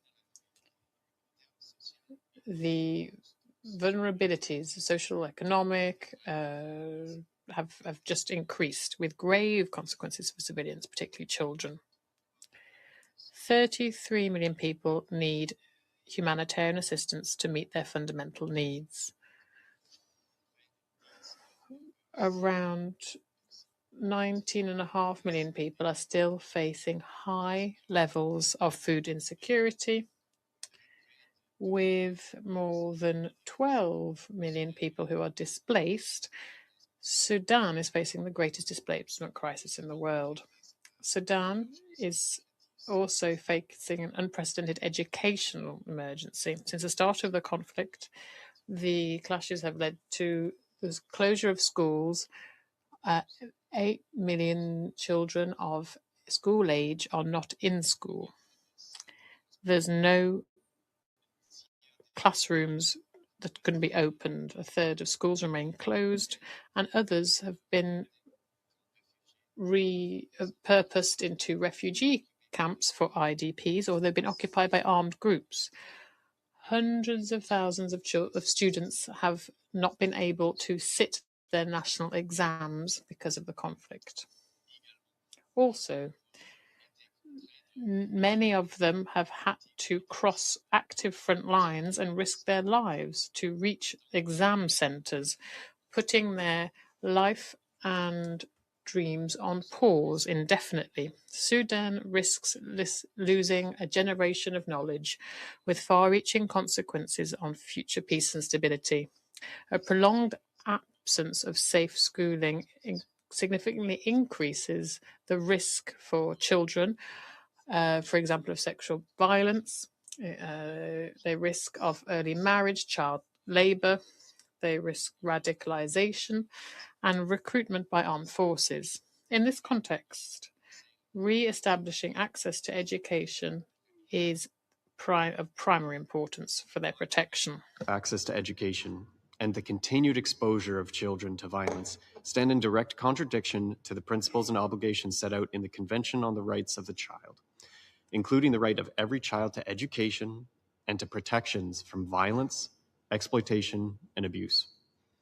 Both the SAF and RSF, as well as affiliated militias, continue to be listed in the Secretary General's annual report on children in armed conflict for unlawfully recruiting and using children and for unlawfully attacking schools and hospitals.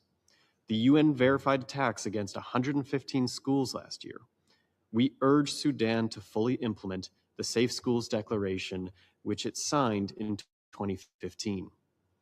We call on all parties to the conflict in Sudan who are listed in this annual report to engage meaningfully with the UN to develop and implement action plans to protect children. We also urge all actors to redouble efforts to prevent and halt grave violations against children while ensuring and promoting accountability. We stand ready to work with education partners, including the UN, INGOs, and Sudanese civil society, to advance the safe and equitable access to education across all parts of Sudan. Canada recently launched an $18 million 5-year education initiative in Sudan, implemented by Save the Children Canada, that will deliver crisis-resilient education and child protection mechanisms to more than 60,000 boys and girls across the country. This initiative builds on Canada's $22 million in education commitments in Sudan since 2023, and to promote children's safe return to learning and resilience building as the conflict continues. These efforts form part of the $120 million in new international assistance funding for Sudan and neighboring countries, announced earlier this year at the Sudan International Conference in Berlin. Canada's assistance in Sudan reflects our commitment to safeguarding human rights while reaching the most vulnerable amid the crisis. This includes helping people meet their basic needs by improving food security, restoring essential health services, and ensuring access to safe, quality education. Thank you, President. I thank the representative of Canada for the statement. I give the floor to the representative of the Netherlands. Thank you, Mr. Chair. I would like to thank Somalia, Liberia, and the DRC for convening today's meeting. And also I would like to thank the esteemed briefers for their contributions. We value this opportunity to bring attention to a crisis that is too often neglected. More than 3 years of conflict has inflicted immense suffering on Sudan's children. An entire generation is growing up surrounded by violence, with many knowing nothing but conflict. Against this backdrop, today's discussion is particularly relevant. Mr. Chair, millions of Sudanese children have been stripped of their rights and safety, while atrocities against civilians and conflict-related sexual and gender-based violence, including against children, continue on a shocking scale. Children have been forced to flee their homes in unprecedented numbers, creating the world's largest child displacement crisis. As the war continues, children are growing up without education and basic services, undermining Sudan's future capacity to rebuild its institutions and support its own recovery. Mr. Chair, we would like to briefly highlight 4 points. First, the Kingdom of the Netherlands is particularly concerned by the continued targeting of civilian objects, including schools, and by the use of schools for military purposes. Such actions violate international humanitarian law and deprive children of far more than just education. The Security Council should be clear on this. Second, the continued denial of humanitarian access is unacceptable. The Kingdom of the Netherlands calls on all parties to allow and facilitate timely and unimpeded humanitarian access in accordance with international humanitarian law. Third, protecting civilians must remain the guiding priority of our international response. An immediate humanitarian truce is a crucial first step towards a permanent ceasefire. The Kingdom of the Netherlands continues to contribute to the delivery of humanitarian support to alleviate the suffering in Sudan. We encourage other countries to stay the course as well. Finally, Mr. Chair, the importance of accountability. Peace and justice are inseparable. The Kingdom of the Netherlands continues to support initiatives that contribute to accountability for violations of international law in Sudan, including the work of the Office of the High Commissioner for Human Rights and the fact-finding mission for Sudan. The Kingdom of the Netherlands welcomes the outcome of the Berlin Conference as important steps towards realizing peace and supporting a transition to inclusive civilian governance. In this context, it is important to recall that accountability for the Sudanese people is also an essential foundation for a just and durable peace. Thank you, Mr. Chair. I thank the representative of the Netherlands for the statement. I give the floor to the representative of Germany. Thank you, Chair. We thank Somalia, the Democratic Republic of Congo, and Liberia for convening this important meeting and the briefers for their valuable contributions today. The humanitarian catastrophe in Sudan continues to have devastating implications for civilians, especially for children. Across the country, schools have been attacked. Millions of children have been deprived of their right to education. This is a direct threat to the future of Sudan. Chair, education is a fundamental prerequisite for peace. When schools are safe, they offer protective environments that shield children from exploitation, from recruitment, and from abuse. Preventing recruitment begins with safeguarding access to quality education. Also, children who have already been recruited or exploited must be reintegrated into the education systems. This is essential for sustainable recovery and long-term peace. Germany remains committed to supporting efforts to protect education in conflict. We continue to support the important work of UNICEF and other partners in this regard. Like some previous speakers, including from the European Union, and I heard the Netherlands and Canada, I would also like to recall the third International Sudan Conference that has taken place in Berlin on 15 April this year. In light of the deteriorating humanitarian situation, the Berlin Principles for Sudan have become more relevant than ever. They clearly state that civilian infrastructure must never be a legitimate target, and they strongly condemn attacks on educational facilities. In addition, war crimes and crimes against humanity must be investigated and prosecuted. Survivors must be supported. These calls to protect schools, hospitals, and humanitarian compounds must be translated into action. Mr. Chair, we call on all parties to the conflict to return to negotiations for a lasting ceasefire, to ensure rapid, safe, unimpeded, and sustained humanitarian access, to support a Sudanese-led civilian political process leading to the restoration of civilian governance, and to restore and to uphold accountability and respect for international law. We call on all parties to respect international humanitarian law and to protect schools, teachers, students, and facilitate safe and unimpeded humanitarian access as enshrined in the Safe Schools Declaration. There can be no sustainable peace without education. I thank you very much. I thank the representative of Germany for the statement.